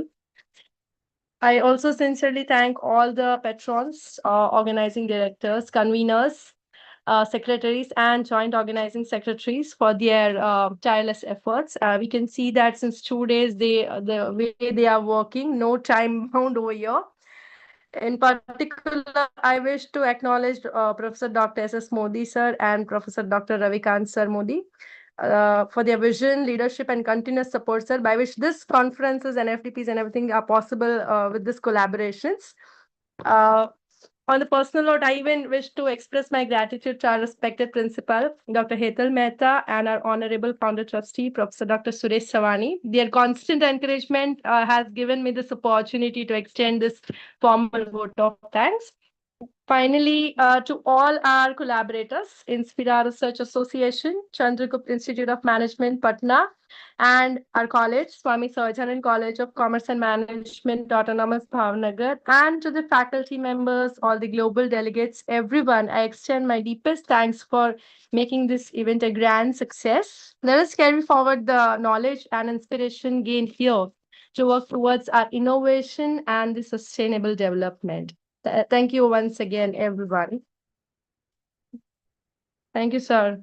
Thank you. Thank you so much, Dr. Hisha. Thank you so much. And once again, I would like to thank Dr. Hetal Mehta, the principal of Swami Shajanand College, the dynamic principal, and her team.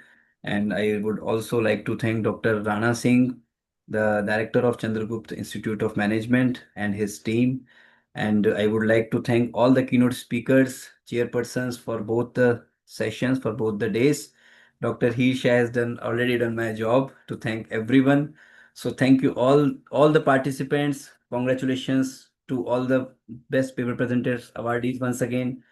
Thank you so much. And I will share a feedback link on the WhatsApp group and on the email ID. Please kindly fill it mandatory for the certificates, and you will get the certificates within 2-3 days. Thank you so much. And we will announce our next event very soon. Thank you. Thank you so much, everyone.